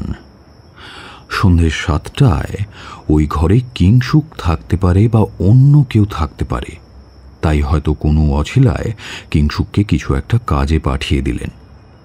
নিজেও বাড়িতে থাকলেন না, ওর মেইড সার্ভেন্টকে নির্দেশ দিয়ে গেলেন ঠিক সন্ধ্যে 7টায় কেউ যদি ফোন করে তবে তাকে একটা বিশেষ টেলিফোন নম্বর দিতে। সেটা ওর বাড়ির কাছেই একটা পাবলিক টেলিফোন বুথ। 7:05 তিনি ওই বুথে ঢুকে অপেক্ষা করেন। অনিদা মৃত ব্যক্তিকে ডেডম্যান অনুবাদ করায় আপনি 5 কথা শোনালেন, কিন্তু ও যে ওই 4টে নম্বর ঠিক ঠিক মনে রাখলো সেজন্য ওকে কমপ্লিমেন্ট দিলেন না তো? তা বটে, ওই 1836 নম্বরটা যদিও মনে না রাখতে পারত তাহলে এই কেস কিছুতেই সলভ করা যেত না। এই কৃতিত্ব নিশ্চয়ই অনির্বাণের। অথবা বলতে পারেন এটা ঠাকুরের করুণা। অনির প্রতি ঠাকুরের অপার করুণা তো আছেই, না হলে ফাঁসির দড়ি থেকে এভাবে কেউ ফিরে আসে না। কিন্তু বেচারির প্রতি ঠাকুরানির করুণা হবে কি হবে না সেটা 22তম জন্মদিনের পরেই বোধহয় বোঝা যাবে না? হ মা, আমি কনে যামু? মামু, এটা কি কইলেন আপনি? ঠাকরানের করুণা হবে না বলে আপনি ভাবতে পারলেন? ওই দেখেন, আপনার কথা শুনি মাঠান কেমন নজায় 2 হাত দিয়া মুখ ঢাকতেছেন।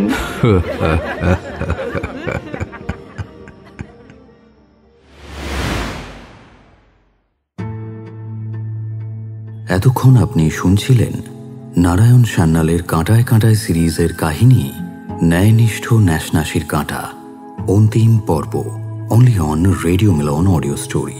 গল্পটি ভালো লেগে থাকলে অবশ্যই লাইক এবং শেয়ার করবেন, এবং আরও নতুন নতুন গল্প শোনার জন্য সাবস্ক্রাইব করতে ভুলবেন না আমাদের official YouTube channel radio Milan audio story.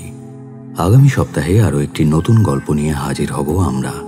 শুনতে থাকুন রেডিও মিলন অডিও স্টোরি।